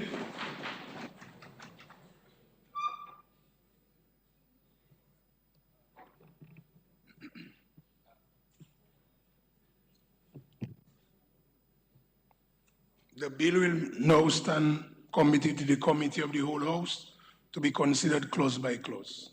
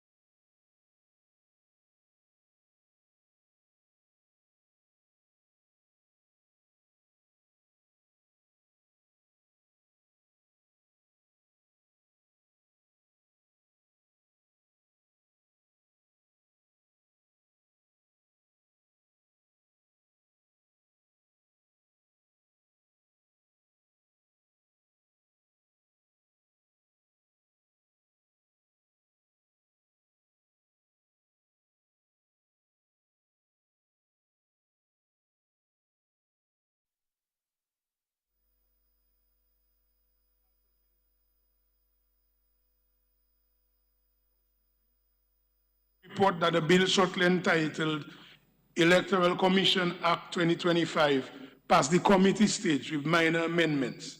The question is that the report of the committee on the bill be adopted. Those in favor? Those against? The ayes have it. AG. Thank you, Mr. Speaker. Mr. Speaker, I move that the bill shortly entitled Electoral Commission Act 2025 be read a third time and passed. Speaker. It has been moved and seconded that the bill shortly entitled Electoral Commission Act 2025 be read a third time and passed. Those in favor? Aye. Those against? The ayes have it. Electoral Commission Act 2025. The bill has been read a third time and passed accordingly.